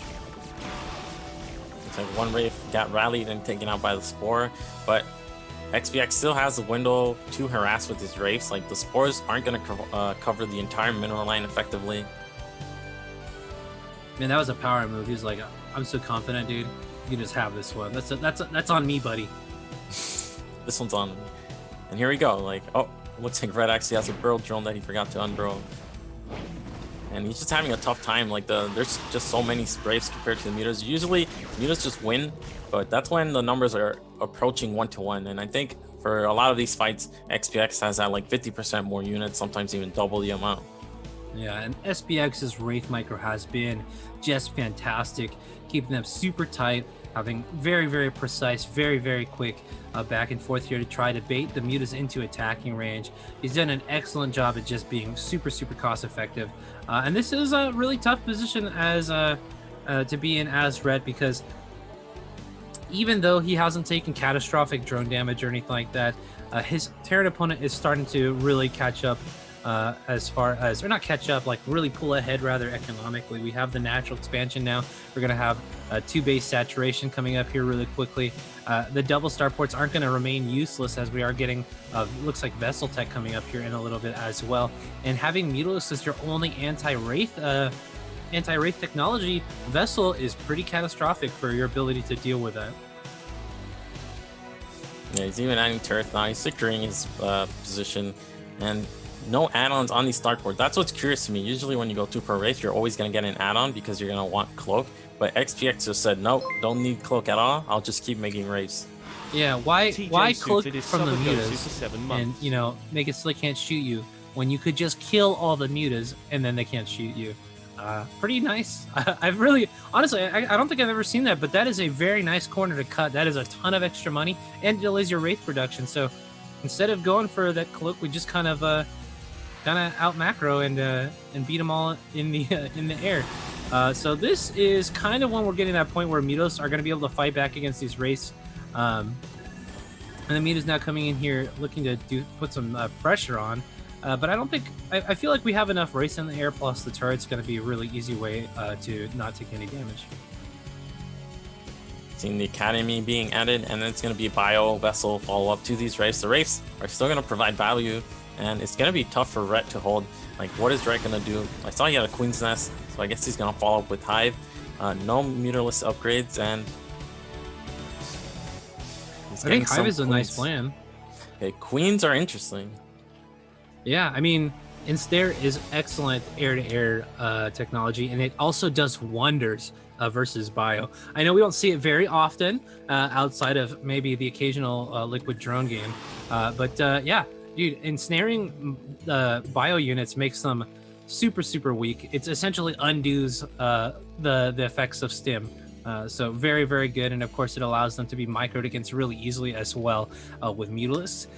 Ensnare Muta is going to be something I don't think I've ever casted or even really seen before, but it sounds like a potentially pretty good backup strategy to deal with this after having such a catastrophic early game. Yeah, unfortunately, I think he's doing it because he's behind. I would like to see a strategy utilized when it's from an even position, because I think it actually does do wonders. Here are the Wraiths again, but if these get caught by one ensnare, they're all dead. Yeah, super, super dead. They shoot so slow when they've been ensnared. And XPX pumping a ton of units out. He's up to 6 barracks. Alrighty. Well, here we go. We're hunting now. But we do have bio on the ground as well, so not going to be looking for the engagement here. This is not the right move. Oh my god, and a super brutal... Oh, that is the... Oh, what? I actually can't believe they still have that much HP. I thought that was like an entirely dead mutaball, but even still, these mutalists are going to be essentially useless in helping with the defense against the bio now. They don't have enough HP to be able to engage anything meaningfully on the map here. Even just having to avoid the race out in front at this point. Oh, hey, there we go, though. We do have the ensnare. Oh, my god. But we have just irradiates. Irradiate. Oh, no, and they were... Oh, okay. That was very scary. But yeah, essentially nothing on the map here for Rhett right now. Rhett banking tons and tons of money here. Really just having a really hard time getting anything done. Look how slow. Like drop ships, man. They're just like coming in here. Oh, man, that's so sad. But yeah, dude. what are you gonna kill anything with? Are there any units at the natural expansion at all? I mean, no, it's like one sunken, dude. Oh man. But that larva doing his best, buying time, dude. Why is it that Zerg larva have like 10 armor, and then as soon as they turn into a fighting unit, they don't have anymore? Like, could you imagine if you could just make larva and then just like send them in as the front line for your army? Put up like 10 larva in front of a bunch of hydralisks. Oh my god, it'd be so good.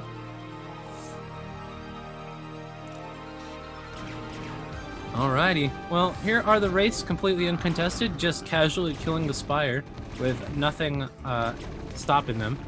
And man, So it looks like rough. Red's plan was going mutas with queens to buy time and then transition to ultras. Like, he already has nice upgrades on the ultras, but just no time, no units, and nice irradiates.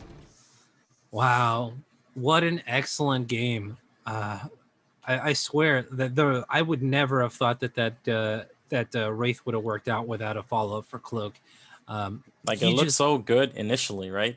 Yeah. During those drones, he lost minimal drone count, and it just didn't matter. The Wraiths got a good engagement on those first 2 mutas that popped from the natural, and then it just snowballed from there. And Brett had a tough time establishing himself. His muta count was kept very low.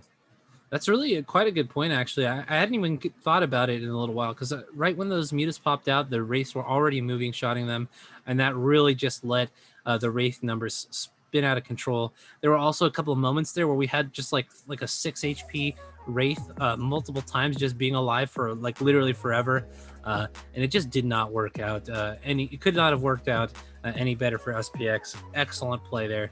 Very, very cool strategy for game number 1. And it looks like we have a $25 donation, so we've reached the 2,300 threshold. We're still $2,700 away from reaching the goal of 15,000, and like keep those donations coming in, guys. We have XPX 1-0 up against Rhett. Now it's gonna be Rhett's map choice, and I'm drawing blanks here on what he's gonna pick. I don't know. What do you think? I think he's going to go for something really standard. I think Red is really confident in his ability to beat most of the foreigner scene just on the back of really regular play. I don't think he needs anything gimmicky. My guess would probably be like Circuit Breaker? I'm going to say Eclipse. Really? Okay. And oh my god, stop it! No, but this time I cheated. This time I knew this was the map he beat Dandy on, so he's definitely going to pick this map. Okay. But that's still not cheating, though. I thought you meant you cheated like you already knew.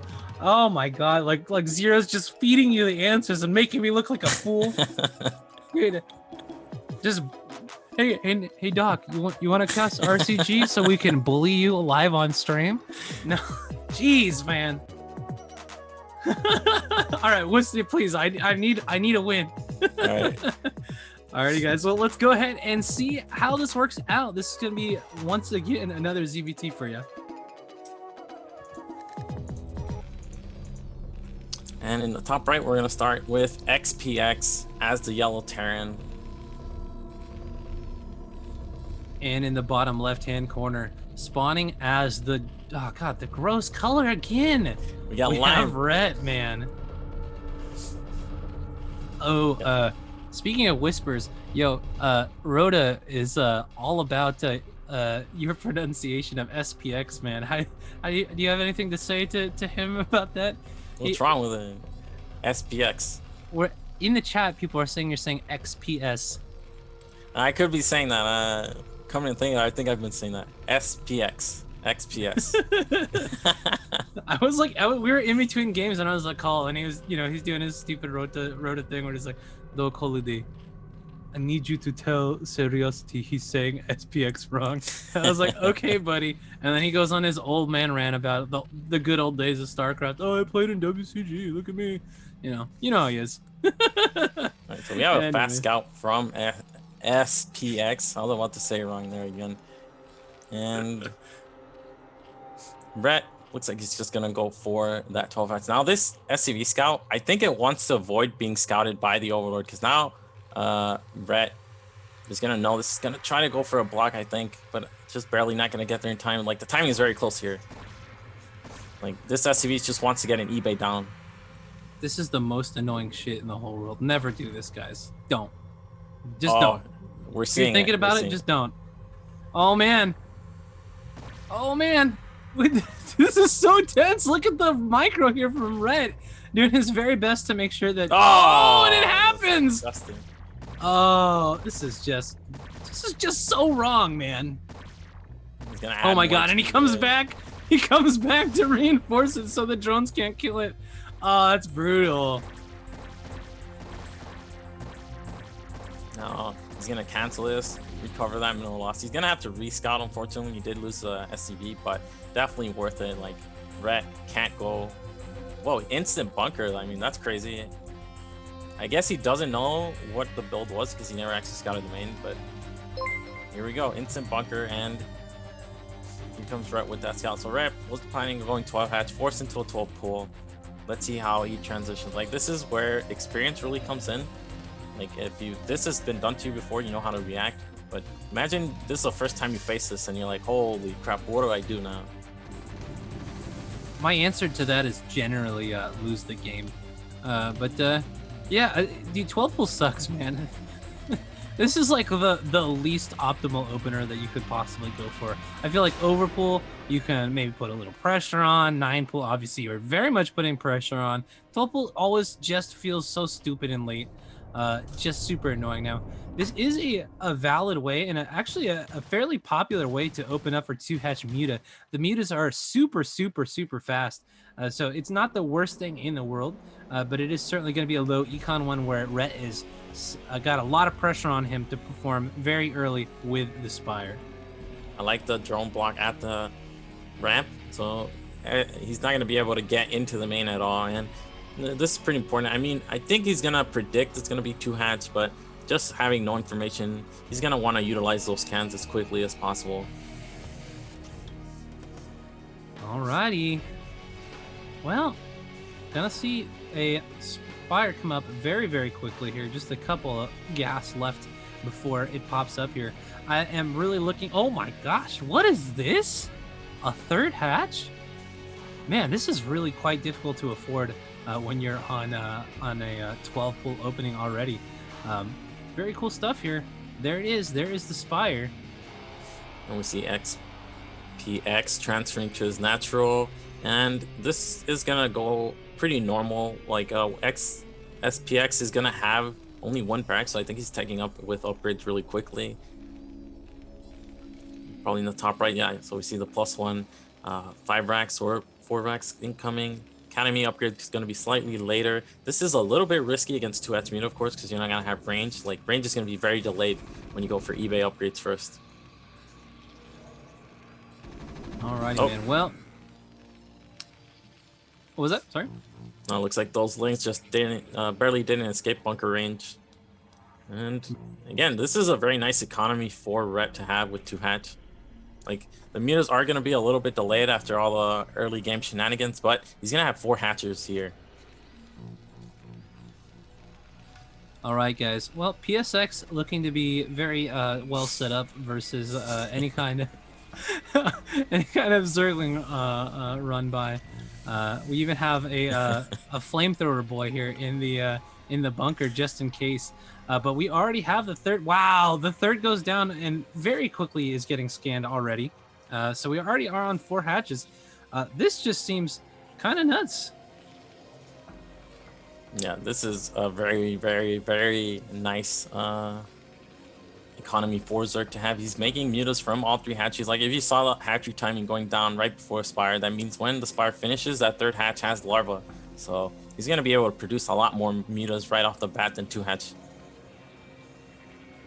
And here we go. 6 Mutas instantly in the air, as you do. But of course, we have tons of extra larvae. We've got drones and Mutas already being produced here for the follow-up. In the meantime, though, looks like we have SSP pretty well prepared here. Got his units on the high ground with a turret, as well as turrets in both of his mineral lines. Going to be very comfortable in deflecting any kind of attack here. The point, of course, with the initial Mutas is to you really got to cut down on the number of Marines that are in the army, so that way we delay any kind of move out across the map and allows us to get to that hive tech really great. So Rat only made 7 mutas right off the bat. Looks like an 8th one joined now. He droned up, and now he's gonna make more mutas. So the response from Terran with all these turrets is appropriate. When you go against 2-hatch muta, you're going 5 racks. You're gonna have very delayed upgrades. You're gonna have to rely on turrets, at least initially, a little bit more than normal. It's actually only 3 racks, so this is some kind of mix. It's going fast +1, but he's only getting 3 racks, so he's not gonna get a ton of Marines. He's already teching up. Yeah, and I mean this is a kind of funny because we're already on 4-hatch economy here, with the 3rd being established here.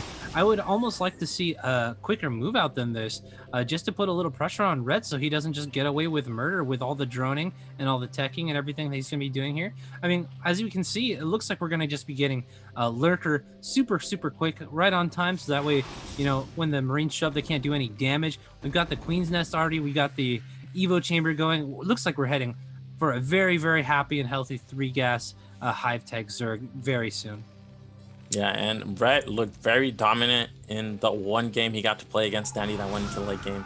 And in the other games, they were just short games. So that Wraith game is actually, it played out very similar to Red's losses against Danny, where just an early game disadvantage with just outright losing. And one thing to note is the placement of the Hydrogen and the Queen's Nest right where that 3rd hatchery is. SPX doesn't actually know about the 3rd hatch. He thinks Red is on 3 hatcheries, actually on 4. And he's hiding that tech. So smart play from Red there.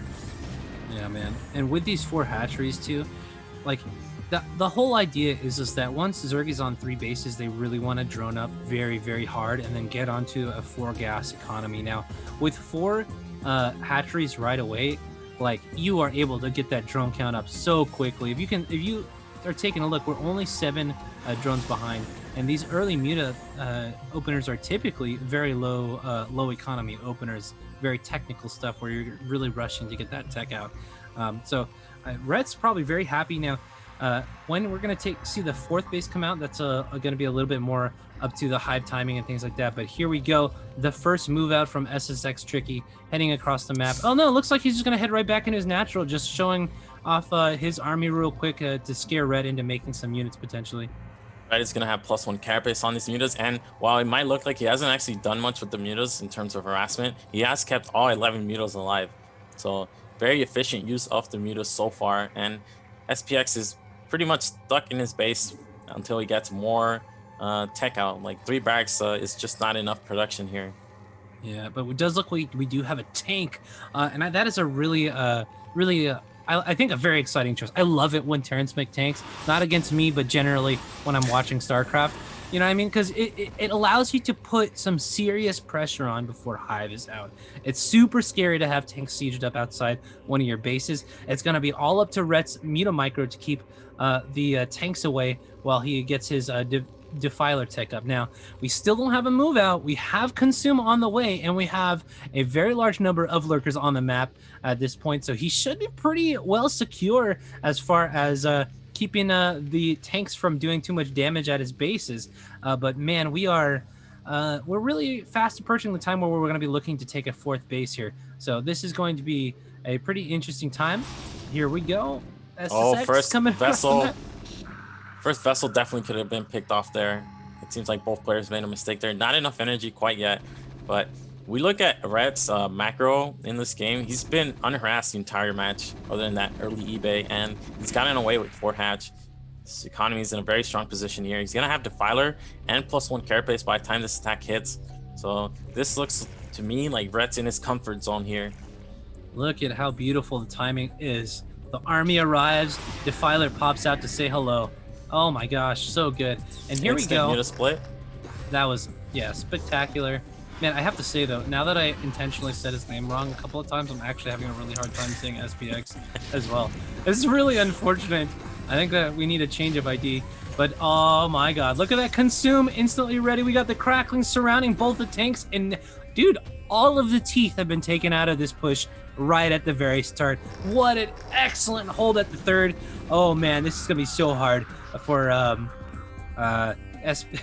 SPX to recover from, man. We don't have a 3rd base or anything. Dude, I screwed myself up so bad. This is rough. I think XPX is losing this game, but he's beating the casters so far. I think he's up 2-0 against the casters here. It's so true. Oh man. Well, we do have double dropship here on the way. I don't think Red is the type of player to just straight up lose to a dropship play. Oh man, but is he gonna get caught guard? Looks like he's gonna see it with that drone. The mutas are still alive, so these are gonna help where the drop's gonna go. Oh, looks like a fake out. He was gonna go to third. There's a drop at the third. 2 going into the main. We have some Scourge coming in, but it looks like all the units are gonna unload. But we do look at how fast the lurkers show up. We've got the swarm coming in here. I feel like this is kind of a waste of muta when you have lurker and defiler there, but it looks like we're gonna clean all this up as well. This was a huge tactical error on behalf of SPX. We have a bunch of naked Marines out in the middle of the map with no medics to help with them. Oh my gosh, how will you ever take a third base after this? Like more dropships being added, and drops are actually very strong here. But if you can see that every time he makes a dropship, that's one less vessel. It's like the Marine's still alive. It's only 4 Marines, 3 Marines with a couple of medics, but you can see just don't die unless the Lynx can get a nice surface area like there. Yeah, you need like 2 Lings on top, at least on a Marine. Otherwise, he gets to just be healed for forever. Wow, that was a lot more effective behind that. Oh my God! But we have Swarm at the natural expansion, and dude, this is like one of the ways to just end the game. You get lurkers at the Terran natural under a Swarm. They cannot deal with it. Here we have a bunch of flamethrower boys coming down here to barbecue themselves a lurker, and look how much time it takes them to clean up. Wow, what a sick game, dude. This is so action-packed. In the meantime, Red has secured a 4th base in the bottom right portion of the map here, and we are going to see big hive Zerg coming up in just a moment. He's getting upgrades from 2 evolution chambers. He's got his 4th gas, so he's in a very nice position here, and XPS hasn't been able to inflict critical damage with these drops. His vessel count as a result is very low, and his upgrades aren't that great either. He's only on 1-1 Marines here. He's gonna soon be behind on upgrades against Red. Like, Red's just defended expertly, and he's in a very good position as a result.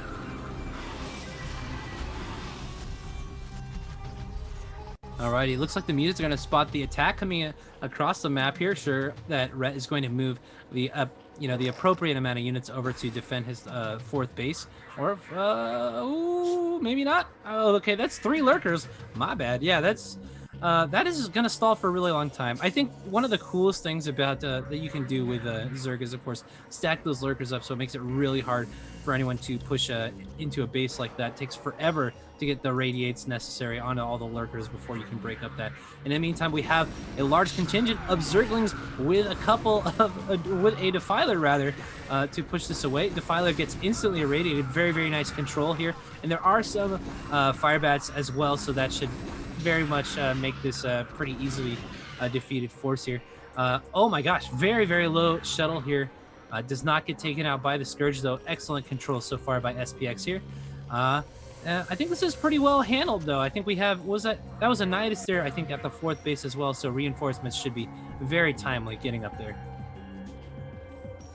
Yeah, if you look at ZVT as a matchup where Zerg is just buying time until they get ultras out, like look at all the things they have to do with burning lurkers, stacking on them, stacking mutas so they can micro effectively against Marines. Ooh, dropship arrives, unfortunately a little bit late to the party as the Zergling's already in position to defend against that. We have a couple of mutas on the field here, ready to go just one-shot themselves, 600 gas worth of vessels as soon as they can get over there as well. Would love to see something like that happen in a minute here, because I think it's just so cool to see. But man, look how small the bioforce is.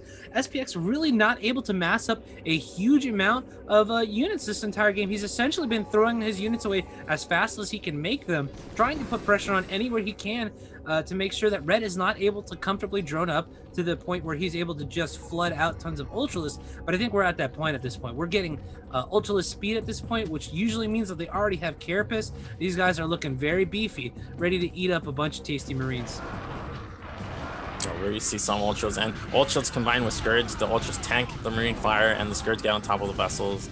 And even if you lose everything, killing those vessels really limits Terran's flexibility here. Like, they're going to be limited in terms of irradiate, makes Defilers more effective, ultras more effective.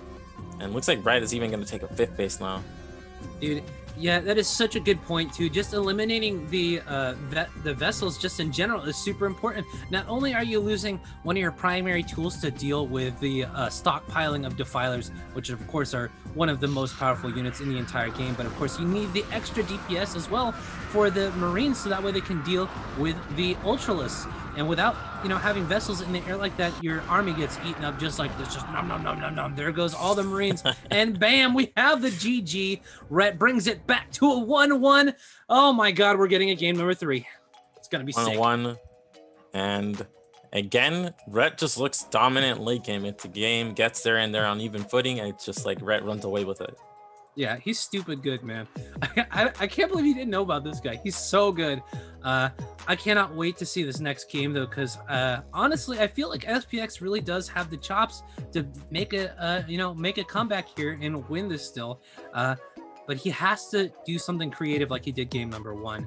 I don't know what build order he's going to pull out. I think he should recognize how after that game went, that if everything just kind of goes normal for Rhett, he's going to have a really hard time. But yeah, man, pull out something aggressive, do something tricky.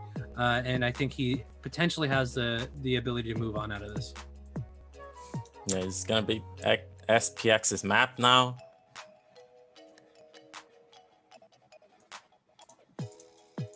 His map choice, and I mean, he has several options here, but I think we're gonna see. This time I really don't know, Doc. I'm gonna go and say Fighting Spirit. Okay. Before I make my guess, let me just check my DMs real quick here. I think it's gonna be Sylphid. All right. Oh! Hey, we got one for Doc. Congratulations. So stupid. I know. Thank you guys. I need it. Hold on. I have an acceptance speech somewhere here in my shirt. One second. Let me go find the piece of paper. Yeah, gonna be Sylphid. And I think that's an interesting choice. Honestly, I wouldn't have seen that coming. That's for sure. I think a lot of Terrans hate this map because there are some spawns that can be very difficult to deal with. 2-hatch Muta. So hopefully we don't see an SPX 12 o'clock because that would be pretty scary.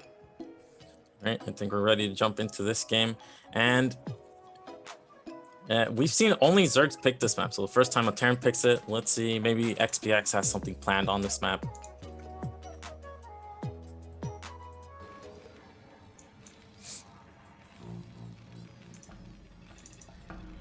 And in the 8 o'clock spawn, we're gonna have IRK XPX as the yellow Terran. Looks like he manages to avoid that terrible 12 o'clock spawn. Alrighty, guys, and in the 446, 447 o'clock position, we've got the purple Zerg red, and yeah, I would have to agree. These are some pretty nice spawns here for SPX. That left-hand corner base is obviously already a good one, and then of course he doesn't have the direct line from the main to the natural for the mutas. Red is going to have to come into the main. With his initial Mutalist if he wants to go ahead and attack there. So going to be overall pretty nice, I think. A good place to start for SPX's potential comeback victory. Or I guess not comeback victory, but victory. Right, XPX is gonna go for a wall, and I'm gonna say 80% sure he's gonna go for Wraith. And I've seen him do it on this exact spawn, and he just likes his 2-port Wraith, and it worked for him one game. I don't think it's gonna work for him again. Like, Red's gonna respond differently, and Red is actually going for 9 pool. It's not 9 pool speed. He's just getting that extra drone with the gastric. And look at his Overlord Scout. He's actually going to the incorrect, I put that in quotation mark, natural, so he can avoid the meta scout where Terrans just look for the Overlord coming towards the natural. So smart play here from Red, and he's mixing things up in the 3rd game. Yeah, well, this is going to be a little Ruskies, Never like to see a wall when you're making Zerglings to go ahead and try and punch some SCVs in the face. But it could be worse, I suppose. It's not the end of the game. He hasn't gone for, a commitment to speed or anything like that, and it gets locked in on like a 1-base layer or something crazy. But certainly not the ideal way to open up versus something like this. That is for darn sure. In the meantime, looks like the SCV is going to be heading to the 12 o'clock position, so won't get that scouted right away. And so that is at least something, to the favor of these Zerglings. Maybe perhaps they can. Oh my God! Maybe they can find the factory that's in the middle of the map. Oh, and Red is spreading his slings out. Are we gonna see it? Is he gonna find it? He's gonna find it. What is going on? Okay. So was this because he saw the SCV go out and he was trying to look for it? I think that's what that was. But this is not the end of the world for XPX. I mean, I don't... Like, what was the plan with the factory? I think he was still going to go 2-port. He just wanted that proxy factory to get the faster vulture out. Yeah. I mean, it's certainly unfortunate that is the case. But you're right. I mean, he can even transition out of this. Just take a... Well, I was going to say take dudes off gas, but now he's got like 250 gas. But, I mean, there is certain ways that he can play this out, no problem. Especially after, you know, having a 9 pool essentially do no damage other than finding that proxy. You know, Rhett is a little bit further behind as far as economy goes. Yeah, what the heck is that? That drone was just... He's just having like a smoke break or something, just hanging out, trying not to be noticed by the Overlord. Looks like the SCV is pretty low on health, should be taken out. And only 2 Marines. Brett has vision of this, of course. He sees the barracks not producing. And again, just 2-port. And it's gonna be slightly delayed because he had to cancel his factory, but he's also only up against a 9 pool this time, not 12 hatch. And the tech choice is going to be Hydralisks. So we are gonna see potentially some lurkers here because we are going for the layer as well. So Hydra's gonna do an excellent job at protecting the drone line, and of course they come out much faster than any Spire tech could possibly come out. And then, of course, Layer is going to give Lurker, which is going to be an excellent tool at potentially even cracking the single base here. So Red comes out here, finds a dude on a motorcycle saying weird stuff about, you know, what do you want, and just having a generally ornery attitude. But does a really good job at killing these. Man, could you imagine being on a motorcycle being chased by like 6 alien like dogs and just killing them all without taking a hit? Pretty dope dude over here. But yeah, that's a very nice pickup there. Going to stop anything from coming over there and doing too much more scouting. But yeah, looks like we're even getting range here, so that's very smart. Hydra's gonna very easily deal with the original couple of wraiths here. All right, we're making an additional vulture, and I think that's the deal with any kind of link counterattack. And here we are. We're getting range first on these Hydras, and range is actually smart because you're gonna mask the fact that these Hydras have upgrades. It's harder to tell if Hydras have range than it is if they have speed. Yeah, and of course range also is going to help a lot because there is no room behind the mineral line for the Hydras to post up, so they're going to need all that additional range for them to be able to protect the natural expansion from being harassed too hard by the Wraiths. In the meantime, Wraith's going to go find that Overlord that was setting up a camp over the natural ridge there and blow him up, unfortunately. See you later, Stan. We'll try to avoid that next time, but yeah, that's going to be a nice little supply block. Looks like we aren't prepared actually with a second Overlord yet. So that is quite a nice little pickup, getting that supply block nice and early. Yeah, and XPX actually had to go and chase down Overlord, and those were a few extra seconds where he doesn't get any scouting information on Rhett. So that changes things because all of a sudden he's going to see the Hydras now. Instant add-on from XPX, so he realizes the threat here. He's getting Cloak. He's not just mastering Wraiths this time. Or he's getting an add-on on the starport. He's not just gonna master race. Yeah, and of course that's also pretty decent versus Hydralisks because you are going to need to bring the Overlords for the attack. So we're gonna force Rhett to get Overlord speed before he can move across the map here, and that's gonna buy even more time for your tanks. So look at that, we already have a couple of drone snipes. But the Hydra, what the heck? That Hydralisk is bugging into the mineral. Look at this guy. He's just phasing through like the minerals don't even exist. Wow. There's two Hydras doing this. What is causing this? Is this the workers? Oh my gosh, this is the workers, so sad. And it's working against Rhett. Like these are.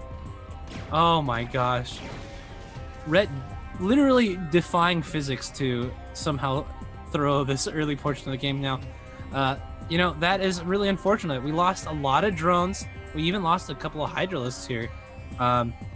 Very irritating. But looks like we have the Hydralisk push already ready to go. Tank coming up here now. Doesn't look like siege mode is quite ready, but oh my gosh, we have no defenses in the main at all. Right, 1 Hydra, not enough against 3 Wraiths. Or maybe it is. Maybe it is because the 3 Wraiths. Seriously? And now we have. these Hydras coming. No siege mode, no bunker. He can. Okay, he's actually making stuff behind the wall. He realized he can't just repair the depots. He's gonna lose these depots. And you know what? Red isn't even all in here. Yeah. Red can transition out of this. It's 2 hatch against 1 base. There's a 3rd hatch. He's actually droning up behind us. He lost an overlord to some race, unfortunately. Is he gonna commit? So he's moving forward. Like, Marines without upgrades are pretty bad against Hydras. There's the siege mode complete, and I think Brett should really just leave. Okay. Yeah, I mean, he's forced double bunker. There's no natural expansion. He's got his layer up and everything, so he's got the ability to deal with his race pretty easily. I think we just start, you know, droning and making another base here, and thank the lucky stars that we didn't take any more damage from the race, because, you know, this has worked out pretty spectacularly for Red overall. Unfortunately, he did lose. Like, what hurt him the most, I think, was his Hydras bugging out. Like we saw, he lost a couple Hydras. Like, he lost 3 or 4 drones. Yeah, just don't show this clip to any StarCraft 2 fans, because they're gonna just be like, well, I don't play Brood War because I hated how the Dragoons will never go up the ramp. It's so buggy. I just want a game that does what I tell it to. You know what I mean? Like, this is the kind of stuff that could be super frustrating about Brood War, but I mean, you know, this is the type of, you don't see this. Look at this game, man. This is so crazy. I love watching every single second of this, and honestly, it's been super cool watching SPX do these Wraith builds, even though this one is not turning out quite the way he had planned. He is getting an academy. He already has that eBay, and he is gonna expand. Like, this isn't gonna be one base Wraith into bio push. He is gonna expand here. But in the meantime, Brett is getting a 3rd hatch. He's gonna get a 3rd base. Carrot base is on the way, so he's gonna have nice upgrades for his ground army. Another couple of Wraiths go down, so the Wraiths really not gonna accomplish much, and that's pretty normal to be expected when Zerg goes for Hydralisk. Yeah, well, we are on a 3 hash economy here versus a Terran who's been stuck on 1 base for a super long time. The only thing that SPX has going at this point is that he has tech. He's wasted a ton of money on these bunkers. He's got a single racks here, being able to produce some units. The way in, I don't even know. I mean, even though you have tanks, which are an incredibly powerful unit, you have nothing to back them up. So they're going to be very easily killed if we have any kind of movement out in the middle of the map. I think Rhett has so much time. He can go 4 base, he can get his hive, he can get his upgrades, he can do whatever he wants. It's going to be so hard for SPX to get back in this game. Yeah, just the 1 barracks, and we're still teching up further, so it's going to be a while before we get enough bio out on the map. Oh my gosh. Yeah. Oh, we're going Rhett only had 2 on gas in his main, so that's actually going to be pretty painful. Like, already we see his best, it's gone, his gas count is gone, and he's going to have, like, it's hard to take note of that. Like, maybe you just realize, damn, why am I so low on gas? And then you check and you're like, oh, how long has this been like this? Oh my gosh. And in the meantime, during all of this, chat seems very, very confused, because some people think it's even. Some people think SPX is in the lead. Some people think Red is in the lead, and everybody is wrong. It's actually me who's winning. I'm going to come out victorious. I don't care. You know what I mean? But I honestly think Red is severely ahead right now, and that there is very little pressure that can be done at any point in time for the foreseeable future, because you just need Marines, man. You got to have Marines, or you have to have like 3 more factories. So we finally have barracks being added up now. This is going to take a super long time, though, for there to be a threat on the field. You need at least, I think, 2 groups of bio to be able to threaten Red. The tank count, of course, is very imposing, but you have to have bio to stand in front of those tanks, or they do nothing. You see Brett droning up now that he has that 3rd base. But that gas, that's what we really need here. Yeah, I really like the switch to Spire here, actually. Mutile is going to be a really incredible unit to be producing versus, a very light bio army. If we have, 11 muta in the air, you can kill off literally everything if he does that. We do also have Hive, of course, and Lurker with Defiler, also just literally invincible, believe it or not. You actually can't kill them at all until you have enough tanks.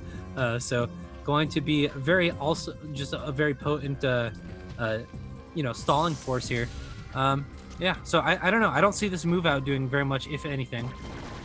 We don't have Lurkers quite yet, and the thing is, these tanks are very strong until they're swarm. Once they're swarm, all of a sudden, they're immobile. They easily get thwarted. So it feels like the timing is gone here. Is this triple evolution chamber from Rhett? So he's He actually must gonna be get. confused. He's might actually playing against a Terran dude, not a Protoss. Yeah, it's not common to get the Hydra attack upgrade against Terran unless you're going for Hydra Lurker, in which case you won't need Lings. But here we go. Some Hydras get cleaned up at the front. Are we gonna have Swarm in time? Hydra Lurker would be actually pretty dope to see. It's not something that you see very often, but when you have both Defiant upgrades, it can be very, very potent, especially since there's tanks in the mix here. Whoa, slow Link still. What? Okay, well, even still, wow, yeah. Lurker's just getting in position right now to push these tanks off right away. So, wow, just an excellent defense here. Now, losing that Nidus, of course, is kind of irritating. But, yeah, we did see the tanks get in range and pick off that Nidus, so nice there by XPX. But full retreat being forced. Look how many swarms are on the screen right now. That is a lot of orange, my man. And yeah, it's just with excellent Defiler management, there shouldn't be any real opportunity to do damage here for a while. Do be really cool is if we started seeing some draw play. I just you know, kind of thought of it when we see, you know, these speed overlords kind of running around. I don't know if we have drop in the mix, but I certainly think drop would be really great since you don't really have the huge amount of production that you normally have to be able to defend the main here. You also have the Hydras with upgrades, so they're gonna be pretty effective at fending off these vessels. That they're still gonna get their radiates off, but they have to be careful how far they fly over the Zerg army. Yeah, and of course, once these defilers start to plaguing, they actually just machine gun down the bio army, and you do not have to get on top of them. So they end up being very, very effective way to deal with Terran here in the mid game. Now, there are a good number of tanks, and so those are quite a bit of a deterrent for Hydralisks just in general. As I'm sure most of you guys know, they are very vulnerable to that splash damage. But Defiler really being the key unit in this composition here should be a very potent way to start taking engagements. I don't think SPX has lost a single tank, so that's one thing he has working. The tank count, although he's not making any more, he has been able to keep most of them, if not all, alive. And now he's going to put some more pressure on SPX. No Defiler here, so he's being pushed back. The ramp actually hurt him there. Perfect time. Whoa. Looks like the splash actually kills one of the lurkers, though, so he has to be careful here. Yeah, Firebats can potentially make this a possible to break at that point. Looks like there's only like one or two at the front, so not going to be quite a broken third yet. But man, was that super duper clutch. That Nidus. Oh my god, what an imba building.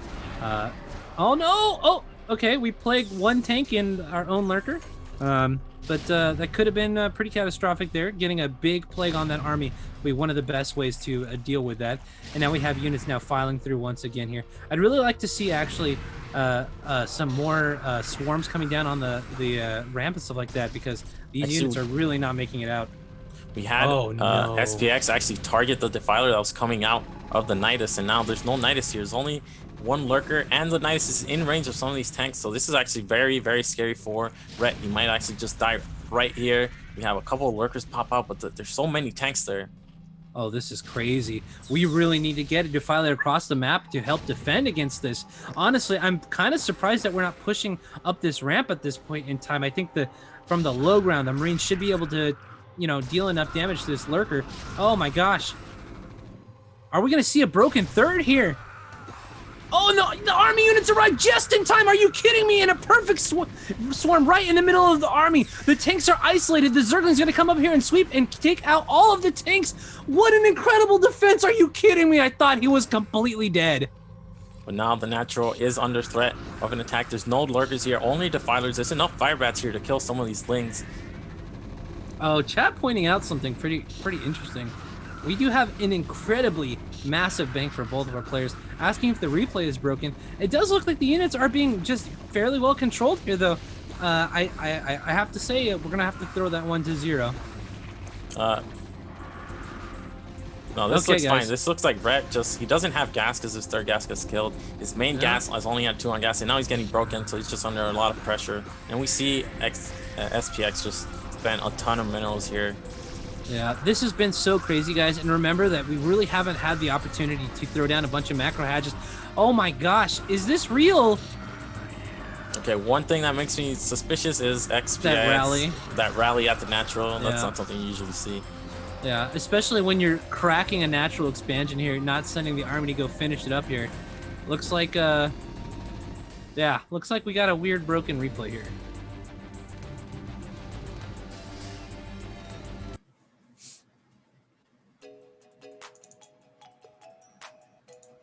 I mean, do we Dear call Blizzard. it? Is that SPX winning, or we're not sure? We're not sure.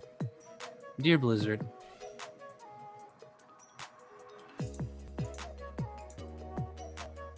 This game is super old, Blizzard. Could we fix this, please? How many? I mean, I feel like we've seen so many broken replays this tournament. It just seems flabbergasting that could be could be a possibility. You know what I mean? Has anyone studied how it actually happens? I'm sure somebody has. I don't know. Ness should probably be able to figure that out. But man, that is so annoying. Very unfortunate that is the case.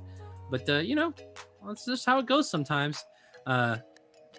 Live games break also. I was unaware of that. That was real? Oh my gosh. We have word confirmed. Actual fucking replay. That's crazy, man. Yeah. I mean, the floating is expected. That was such a crazy situation. It was constantly down to just the control at that point. Man, guys. That was nuts. All right, so we have joining Dandy, getting out of this group is SPX. So actually, we have a lot of Terrans in the round of 8 currently. We have Dandy, Casper, Terror, and SPX. Man, that was a surprisingly good game from SPX, man. All things, to the contrary, I felt like Rhett, it was super in control. He got, on all 3 of his bases. He got his gases going. He got his hive tech essentially completely unmolested. And then out comes SPX with a incredibly tenacious push, just wears down Rhett, and he eventually just runs out of defilers. And then all of a sudden, it's like, what do you do? Yeah, that number of tanks, and I guess that third is actually pretty hard to defend against tanks because the tanks can range from very far away. The Nidus got killed twice. Hatchery was under threat. Gas got killed eventually. So just nice positioning from SPX there. Yeah, I was actually surprised that the tanks could hit that Nidus from that angle. Like the second remade Nidus, I thought that was completely safe. And nope, it just continued to get shelled at. So, man, what an incredible game. SPX coming out of that one looking like just a total champion, man. Both these players are playing really awesome, man. And now we have our quarterfinalists for the day. Yeah, we still have one series left. And we could potentially see another Terran advance. All right. Man, Terran's looking super good. I know a lot of people complain about how hard Terran is, but man, these players are coming out looking like champions. People playing like madmen, looking very, very strong. Guys, just a quick reminder. Looks like we have our donation goal up on the screen right now. If you guys could check out the Matcherino, it'd be really awesome. We really, really need to make that $15,000 mark, guys. We really, really want to put on RCG 2021 for you guys. And if we do, we can guarantee that is going to happen for the next day here, or the next year. So please check out the Matcherino and dig into your pockets, and hopefully with some generous donations from y'all, we can really make that goal. Yeah, we just had Dark Matter with the $50 donation and David Kleeman with a $25 donation. So thanks, guys. Thanks for contributing. And every little bit that gets added to a prize pool, it's just a little bit less that's needed to reach that 15K goal.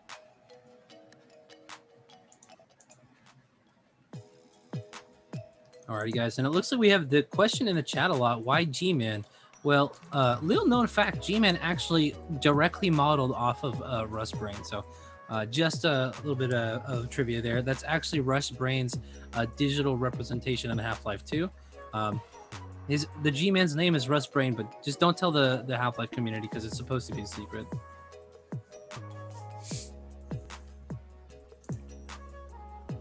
did Bonyth advance? Bonyth, yes, Bonyth is in the quarterfinals. And from that group we're going to cover now, it's going to be the final match. It's going to be kogeT against Oya for the final spot.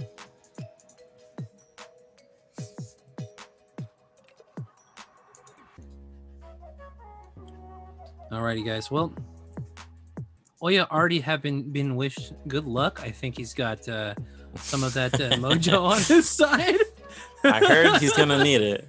Yeah, he's certainly gonna need it. I'm sure he'll take the well wishes of his opponents.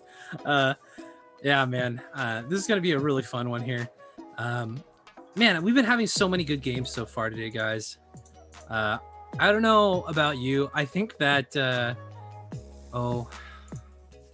what would you say is your favorite series from the day so far? I think Bonyth kogeT. Yeah, that was pretty crazy, especially that final game there where it looked like kogeT might be able to claw his way back into the game. I think I'd have to agree. That was so much closer than I thought it was going to be, too. kogeT put a heck of a game up, or 3 games up, rather, to play against Bonyth. But, yeah, man, it's been awesome. I hope you guys have been enjoying the cast here so far. Thanks, of course, to Seriosity casting with me and Ziggy earlier in the day. And, of course, Zero for being our excellent observer and taking care of all the production, everything as well. If you guys are appreciating the team, please let them know in the chat or on social media or something like that. It really does mean a lot when you have people, especially acknowledging the work that Zero's putting into this, because he's really behind the scenes and taking care of us really well on the cast here.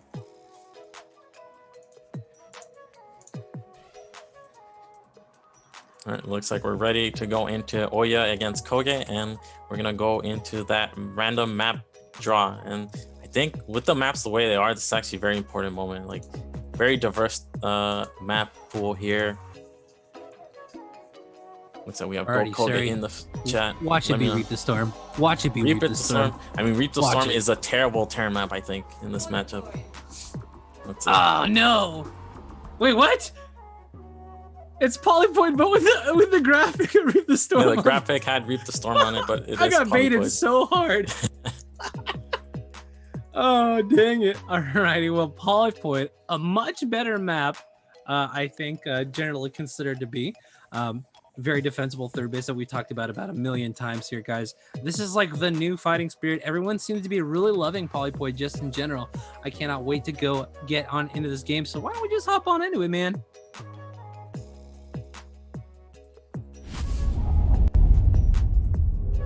All right, here we go. Against Protoss versus Terran. Hey, why are you sitting this laptop? Haven't I told you not to? What the fuck? You do stream? Shut it down! Shut it down!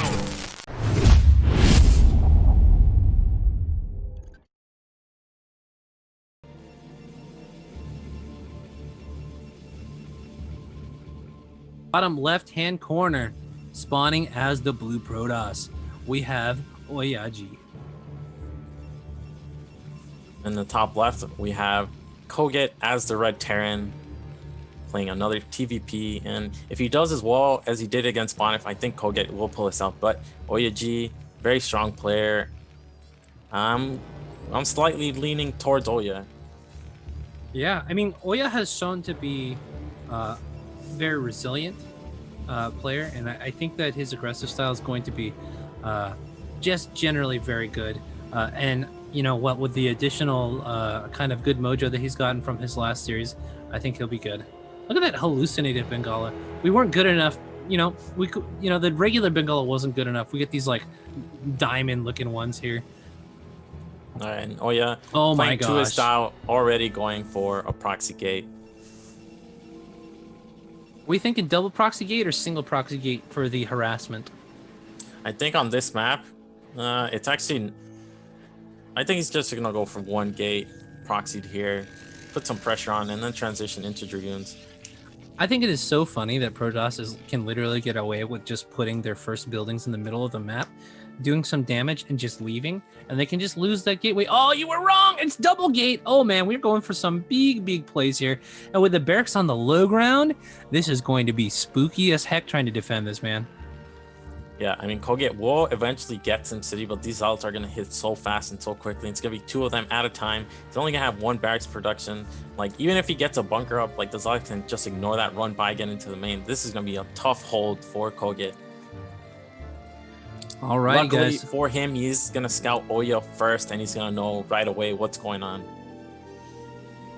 Man, one of the things that I think is so incredible is that, like, she's like 2-gating in the middle of the map versus the best players in the world is still so good. Like, you can still make this a game. No, he went in, saw nothing, and left. Oh no, we're gonna put down the CC and the zealots are gonna arrive. This is so rough. Oh man, we've seen this happen a couple of times now in RCG, and this is just the worst. This happened with Terra against Ninepool, but this is a way worse scenario here. This is an all-in, and you're expanding against it. This is, I want to just say, very, very unfortunate. This is why you want to go that extra hex. You want to just confirm. He's gonna see these 2 zealots, and let's see the GG timing from Koya. How quick is it gonna be? I mean, he does have the SimCity, but it's gonna be right now. No, we're putting in the work. But we're not making Marines right now. Where's the he was Marines? actually supply block there, and now the Terran is not going to be allowed to finish. We got 4 SCVs, but only 1 Marine. I mean, the problem is, like, there's 2 more zealots incoming, and it's never going to stop now. Yeah. And you know, zealots are a really strong unit. You can tell usually because they can beat SCVs in a 1v1. And that is generally like the hallmark of what makes a really strong unit in their early game. These guys are just beating the heck. Like, we can't even get the bunker up, man. We're slapping this bunker down, killing the SCVs. At this point, I almost would have liked him just to go balls to the wall here and just try to get the bunker as damaged as possible before it finished. But yeah, man, he's ignoring the Marine fire. It's not enough Marines here to kill 4 zealots. He's just going right after the SCVs. yeah, they're just shooting their little tickle cannons over here. Look at, they're just killing the probe at that point. Oh man. Alrighty, well, Oya's got a whole dang army now in the main base here for Gorinich. Gorinich getting his buildings beat up at his natural expansion. His SCV's getting bullied, man. Oh man. Yeah, again, just someone should ignoring have wished him good luck, man. Just ignoring the Marine fire and going after those SCVs, and it's gonna be tough for Koya. Like, Oya is all in here, but this is enough damage already that if he chose to transition here, the game's over. And we already see that he's getting that gas. He's still making more probes. Again, look how tanky the zealots are. I mean, the problem is the Marines aren't firing at the same zealot. Oh, this is cute.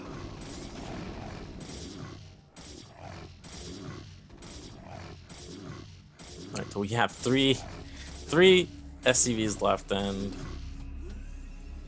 I mean, hey, it's better than 2, you know what I mean? it is better than 2. Cybernetics core is on the way. We're gonna have Dragoons before the first Vulture is out, I think. Oh man, this is so rough. What looked, I mean, think about it. Imagine he does scout that, like he scouts it right away. And Yeah, we don't start the CC. We get a bunker up right away. Oh man. we go from that scenario. That hurts. That hurts to watch. We just had a game where, I mean, Oya took a very big risk for going for that double proxy, but it just worked. Like, kogeT's own scouting worked against him. He just didn't go that extra step into the main. Like, you want to go where you can see the minerals, right?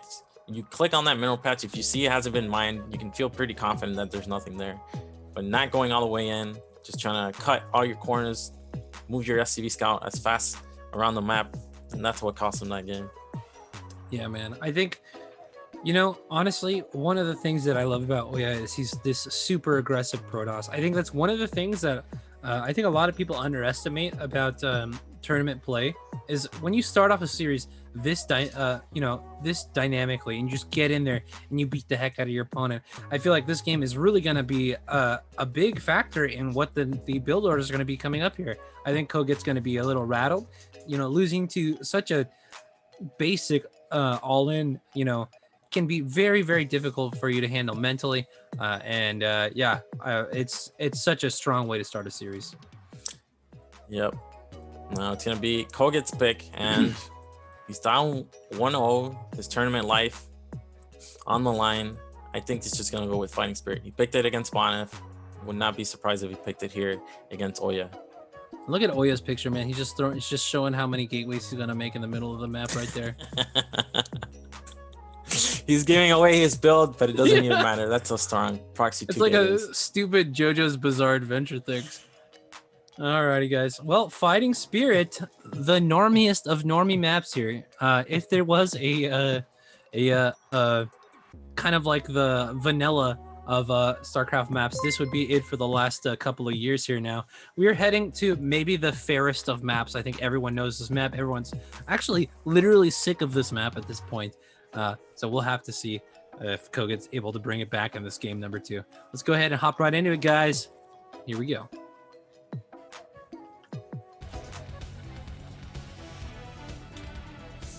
All right, in the bottom left, we have kogeT spawning as Red Terran. 1 game away from being eliminated from this tournament. Alrighty, and in the bottom right-hand corner, we have the very aggressive blue Protoss, Oyaji. Alright, man. Dude, how alpha would it be if you just did it again in the middle of the map? I mean, that's the Tie 2 mindset, right? Like, okay, let me go 5 pull, right? And then game 2, all right, let's go 5 pull again. Dude, I know. I remember in the first SK Weekly, he 4-pulled literally every single game and ended up winning. So, I mean, hey, it's so hard to think, oh yeah, he's gonna proxy 2 game me again. Like, it just doesn't make sense logically in your brain. But I expect the scouting to be a little more diligent this time. So if we were gonna have a proxy, I think it would have been seen. All right, kogeT, Fighting Spirit. Feels comfortable on this map, and it's a pretty good map for Terran against Protoss. You get that easy third. The only problem arises when you need to take that 4th base, because the 4th base on Fighting Spirits can be very difficult for Terran. And looks like he's gonna do the same thing. He's setting up for that barracks expand, and he's doing this against Oya, a known, a very aggressive player. So it looks like he's just confident in this opening, and Oya's gonna go for that 12 next. And oh man, this is just working out wonderfully for Oya. Alrighty, well, things looking pretty nice here so far. Getting away with Nexus first is one of the most tilting things for a lot of Terran players, because it feels like you're just straight up behind, and there's like nothing you could have done about it, because it's so difficult to punish Nexus first.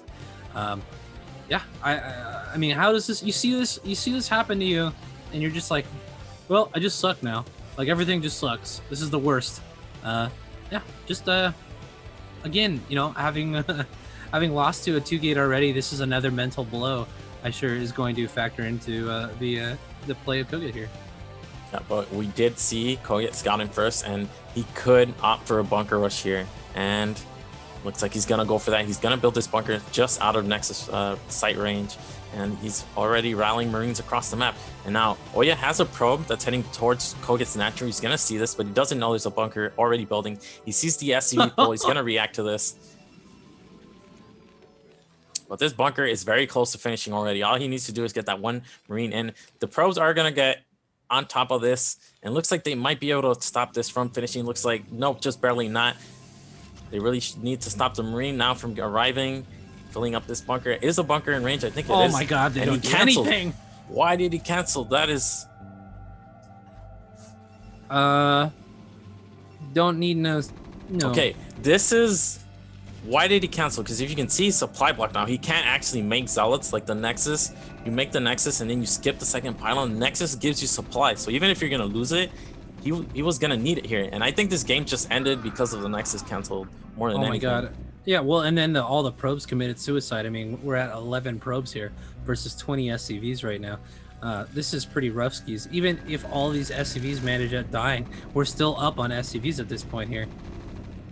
Yeah, if you saw, like, the moment that Nexus died, kogeT, Oya was supply blocked. He couldn't make any zealots. So he had to use... Now we're going to have zealots finally, but we're down to 7 workers here, and GG. Yeah, man. I can just imagine Oya just being like, like cheesing people all day, being super aggressive, and then someone cheeses back, and he just has like the Pikachu face, man. He's just like, "What? You're not supposed to do that. That's my move, dude." So I would love to see at this point a spite-oriented cheese for game number 3. Could you imagine? Like, just you don't cheese me. I'm Oya. It's time. Now he has to go for the two gates in the middle again, man. Otherwise, that's just disrespect at this point. Yeah, I mean, kogeT, pulled that out. Nice rush there, and that Nexus cancel just made no sense, really. And we're tied 1-1. And these have been very quick matches. I mean, TVP, usually the longest games are usually seen in TVP, but not in this series. Yeah, this has been kind of ridiculous at this point so far here. Are we even gonna get gas for the Terran this game? Who knows? Because so far we literally haven't seen a refinery yet, right? Like, I mean, what's going on? So we'll have to see, man. Next map, here we go. It's gonna be Oya's pick, and let's go, Doc. Come on, this is gonna be the last map that's gonna be picked here. What are you thinking? Eclipse. Let's see. I'm gonna go with Silver. Did you hear that shade? I say Eclipse, and he's just like, "Nah, I don't get it. I don't think that's it, Chief, man." It's like Doc Holiday, 0 for 0. Oh, damn it! I'm sorry, Doc. I'm sorry, Doc.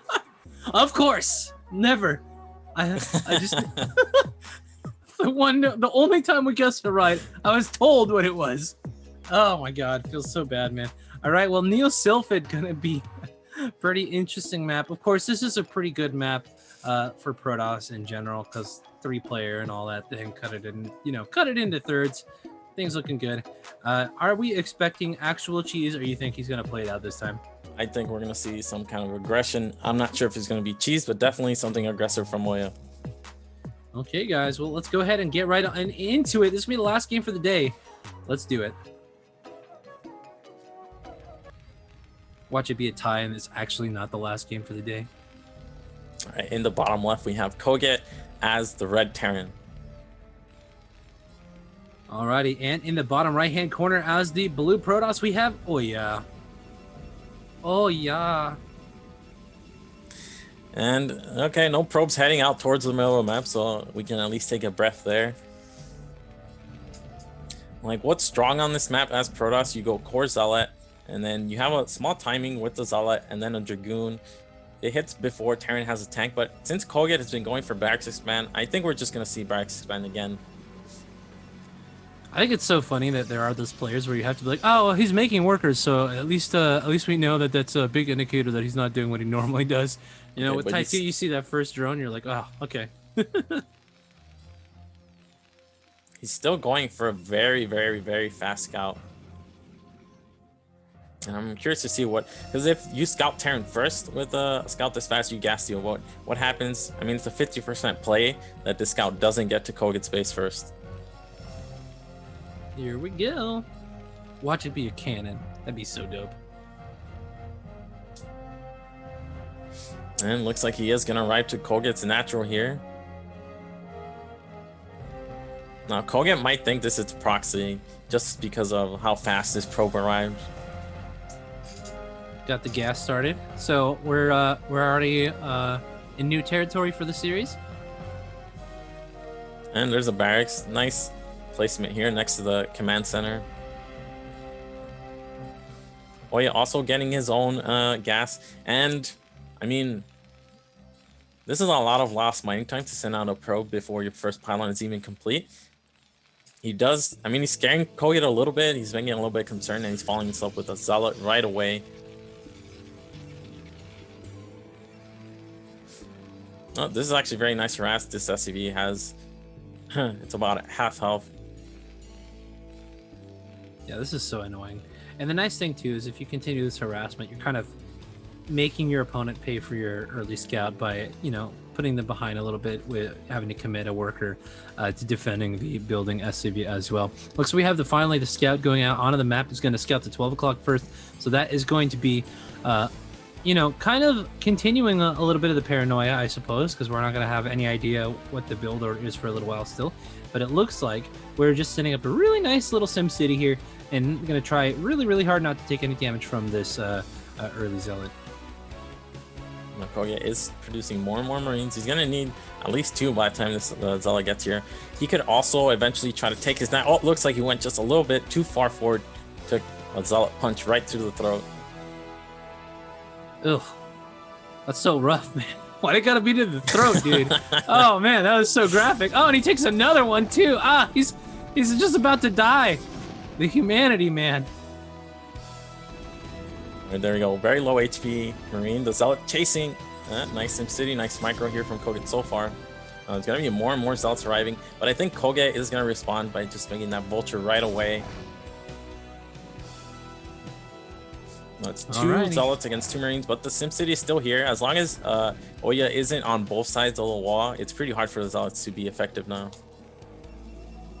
And like I said, some kind of aggression. We're seeing 3 zealots, and we're following up with 2 gate, but kogeT does get that scouting information.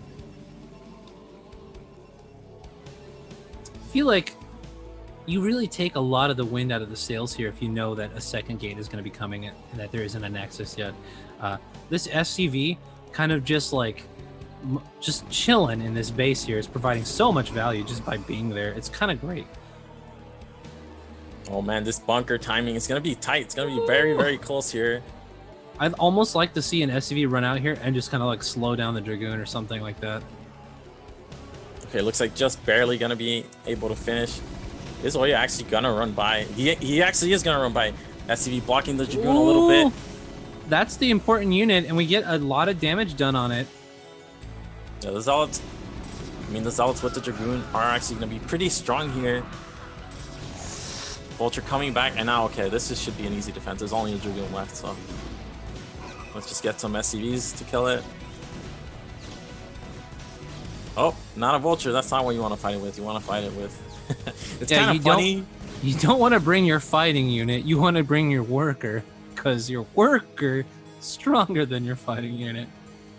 Right, but this is effective attacking from Oya. Like, kogeT is having a tough time dealing with this pressure. Oh. We have a Dragoon die, and we see the Vulture also died. I don't know if it was getting mines, but the tank is about to come out. We still have Marines, and I just think even if the attack does nothing more than this, I think he's done enough. But Oya is going to need to get that Nexus up ASAP. Yeah, certainly a very nice temple play here. You know, we've eliminated a good number of Marines here, so the bunker is going to pose much less of a threat if we make a decision to go in and try and jump on the tank at some point. But we do have the Nexus coming down now in the natural expansion. It looks like all things are going to equalize now. All right, so it should calm down now for a bit as kogeT has a worker deficit because of all the harass he suffered. But with this fast command center, he should be able to recover very quickly. And this is a very nice wall. The tank is so far that the Dragoons can't reach it unless they run past the wall. And the bunker positioning is nice right up. 3 Marines also a very nice deterrent against Dragoons. Yeah, also just siege tanks are insane. Oh my god, what are we doing? Okay, just making a quick donation to the Bad Decisions Fund. We have just a random Dragoon just exploding, committing suicide here. Very, very sad day here. Oh man, that's rough. I think Oya there was trying to see if there was an opportunity to snipe a tank, but these tanks are too far back, and he like for that he traded 1 Dragoon. And like we see, kogeT catching up in that work account, and Oya getting a robo. I think he's gonna go reaver from this position. It just seems like the correct play here. Nope, just gonna go observer. He's also playing in the dark, and kogeT only has the 1 factory because he's also dark. Playing in the dark. Like when you go up against 2 gate, you're not gonna get any more information, so they could follow us up with DT. That's why we see this turret at the front. Alrighty, well, big old tank count already starting to build up here with that nice factory timing there. 4 tanks, man, and we've already lost a Dragoon. That's a little spooky, and we don't have really any kind of tech coming out here for a while. Of course, it would be an incredible play for kogeT to move out on the map very early to take advantage of that. But things looking not so bad for him. As you said, that very early command center has really allowed him to catch back up in the work count. He is powering away with his very nice early economy here. I don't know. So Oya's Gambit did a decent amount of damage here. It looks like kogeT is really going to be stabilizing here. Is there anything that we're going to be seeing, you think, that's going to destabilize this before we get to that big 3-base Terran? So we see kogeT now getting his scans. He's going to go look for that third with those scans and also check the main to see the gateway count. And we see Oya taking the mineral only, expanding towards the Terran. This is a little bit risky. Like, you don't want to take the green base, but the mineral only is so far, so much closer than like 3 o'clock would be. And 3 o'clock is just easy to secure. It's a little bit far by ground. There we see a scan. We see 3 gateways, 4 being added. And we check the closest third and see nothing there. Yeah, I think it's so funny that the green bases are just so terrible, man. Tanks are so good at just chilling on that quote-unquote low ground that isn't really a low ground, just blowing up anything over there, not letting any zealots get on top because they got to run all the way around. But yeah, it is kind of funny to see the mineral only being taken there, just in general. It looks like we also have an expansion attempt already from the Terran player, though, as we have an SUV coming and heading up into the top left-hand corner. Maybe we're just scouting, or that would be very surprising to see such a fast 3rd CC. It looks like he is just scouting. He doesn't want to waste any more scans, so he's trying to sneak this SCV out, and I think he wants to send it to 3 o'clock, or maybe he's just going to sneak 3rd command center on this high ground base. Oh my gosh, that looks what he's doing. He's taking a nice little sneaky position behind the mineral line here. We got a secret agent SCV just about to throw down a CC as the Protoss is moving out to the natural expansion. All right, and Oya not teching up super quickly. He's actually prioritizing getting a lot of gateway units out. And this, it depends on what kogeT does. Like if kogeT were taking a fast third, this would actually be really risky for kogeT. But kogeT's just 2-base 2-1ing, and he's going to get those armory upgrades up, and he's not really concerned about taking a fast third base here. All right, well, the CC is down now. Yeah, so that is not going to get scouted, I think, for a really long time. Dragoons have been out here for so long, man. They've just been hanging out in the front of the base. I don't think that Oya has any idea that this is going on right now, and this is one of the ways that you can just die if you don't make a decision to shut this down or come up with a plan to kind of deal with this. You're gonna have a hard time, because I mean, I don't think that we're gonna see Oya expand or double expand in order to respond to this. Man, this is crazy. The longer this goes on, the more suspicious Oya is gonna get. Why isn't he moving out? He did get an observer in to see the factory count earlier, but that was sniped. And this third is very, very close to where Oya's units are, and we already see stuff heading over there, and I think this might get scouted. Ooh. He just sees the pile of garbage, like, oh, sweet. But if Oya isn't looking at the minimap when he does this, he might not realize it. So this is like a tough tell. Does he know? Does he actually see that something was being constructed there? I mean, if that happens, though, he's got to know. Man, he can just stay outside the natural forever and then just deny a third for a super long time. One thing, this is something I've seen, and I have seen only Terra do it. When you're in these positions where it's kind of like it's nebulous because of the opening, how much Terran should have, like Terra likes to take like the opposite mineral only base. So maps like Circuit Breaker, this map, something like Aztec. So like that, the 2 o'clock mineral only, imagine that was kogeT's base. That would never get scouted. But again, Oya didn't go for tech. He just went for mass gateway units. So he's prepping for a bust. Alrighty. Here we go. Now, units starting to move on the map. That's really actually quite nice. Killing the observers, I know it seems like kind of like a really small thing, but having Protoss know when you're sieged and unsieged is actually just like super important. It can make the difference between an incredible engagement and a terrible engagement for Protoss here. And as we see the units sweeping in here now, this is going way better than I thought. The Zealots really just not dying at all. We have all the tanks essentially done, and now the Dragoons are now in the natural expansion. Oh my god, 2 more tanks left here, and there is just a huge number of Dragoons. The SCVs getting in the way, doing their linebacking as they do here, stopping the last tank from being killed here. But could you imagine having one unit and just a bunch of workers and somehow still surviving versus a gigantic Protoss ball? How is that possible? That's not fair, dude. That's literally incredible. That tanks are strong units, man.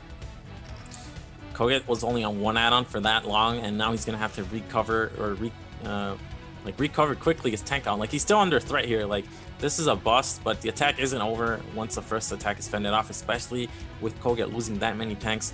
He's gonna have to get more mines out. He's gonna have to be patient in taking this third, because he could just outright die. And Oya did this just before like kogeT got 2-1, and he had a very nice arc. On top of that, we saw the vultures actually got trapped by the tanks. They couldn't retreat behind the tanks, and it looks like kogeT is still insisting on taking this right away, and he has to be careful. Yeah, he only has 3 tanks.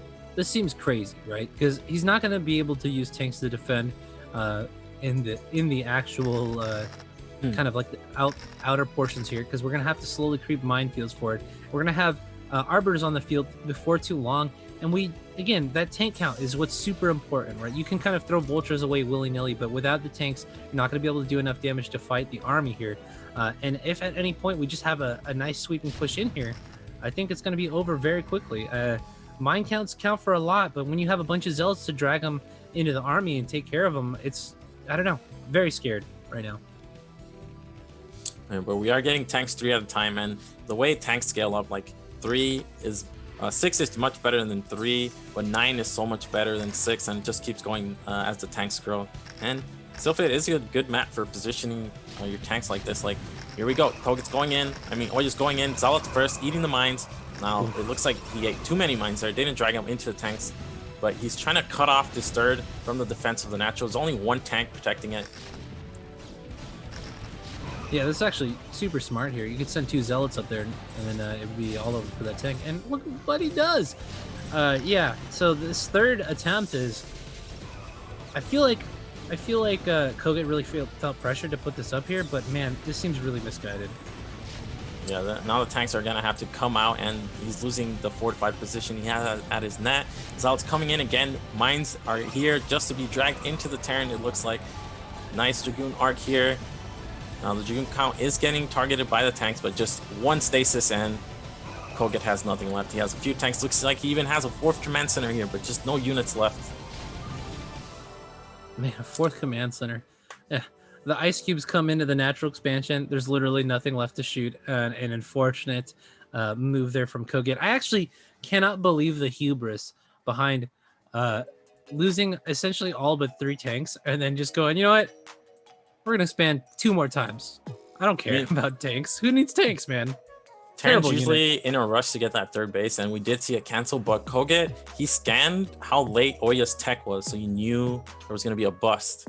And he just got caught with like off guard for a second, and just in that very moment where kogeT was moving out, Oya found the opportunity to attack, and he effectively busted him, and from there won the game.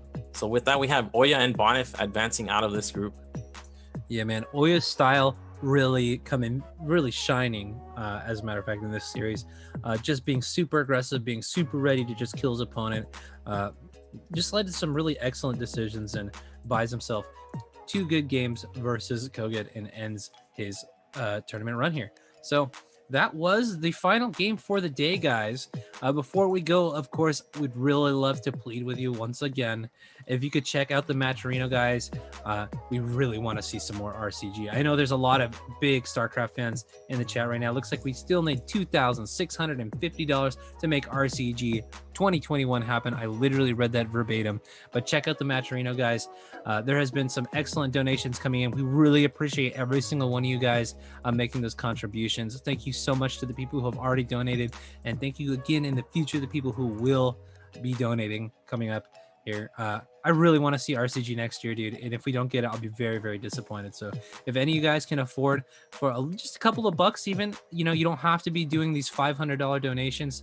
$10, $5, whatever you can throw at it. Skip the latte one day, you know, throw it into the RCG fund, you know, I'd really appreciate it. So, but yeah, thank you so much to everybody who's been part of this so far today. Seriosity and Ziggy, been excellent co-casters. Of course, we have Zero behind the scenes as well, running everything. So thank you guys also all for tuning in, and I hope you had a really great time with us this weekend. Yeah, it was great casting, and we're gonna be back again next weekend. So tune in then. And do we have the brackets for the round of 8 already set up?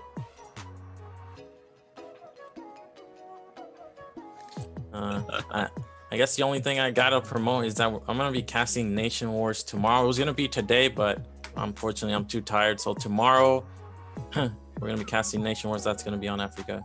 And let's look at the round of 8. Looks like we only have one Zerg, Eon Zerg, in the round of 8. We had a ton of Terrans advance. Here we had Bonyth, DeWalt, and Oya as our Protoss representation. So one Zerg. Surprising to only see one Zerg in the round of 8. There was a time when foreigner events finals were always ZVZ.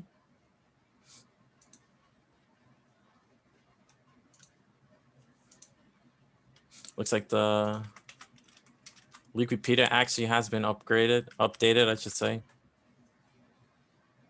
Yeah, not upgraded though. It's still a piece of crap. Let's be real. I mean, what a series from kogeT and Oya, and kogeT very close to advancing first out of his group, and now unfortunately just got eliminated. So the missing player is Oya, of course. So Eon against Oya, a rematch from DSL. DeWalt against SPX, 2 Russians going at it. Dandy against Grindboss, TVT, and Bonyth against Terra, rematch of last season's final. Dude, I want to see Bonyth versus Terra so bad. Cannot wait. We have pure Terrans on Bonyth's side, and then DeWalt and Eon, XPX, and Oya on the top. Oh, man.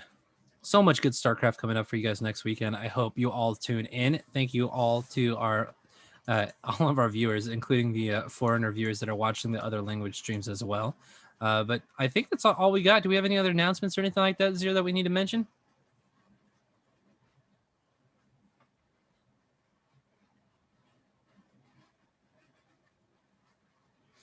Okay, guys.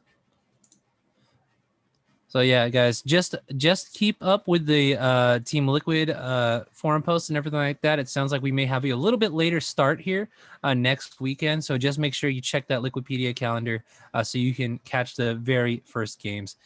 So thank you all so much for tuning in, and we will see you next weekend, guys. And make sure to tune in to Nation Wars with Seriosity on the Africa channel as well. All right. See y'all, and have a great one.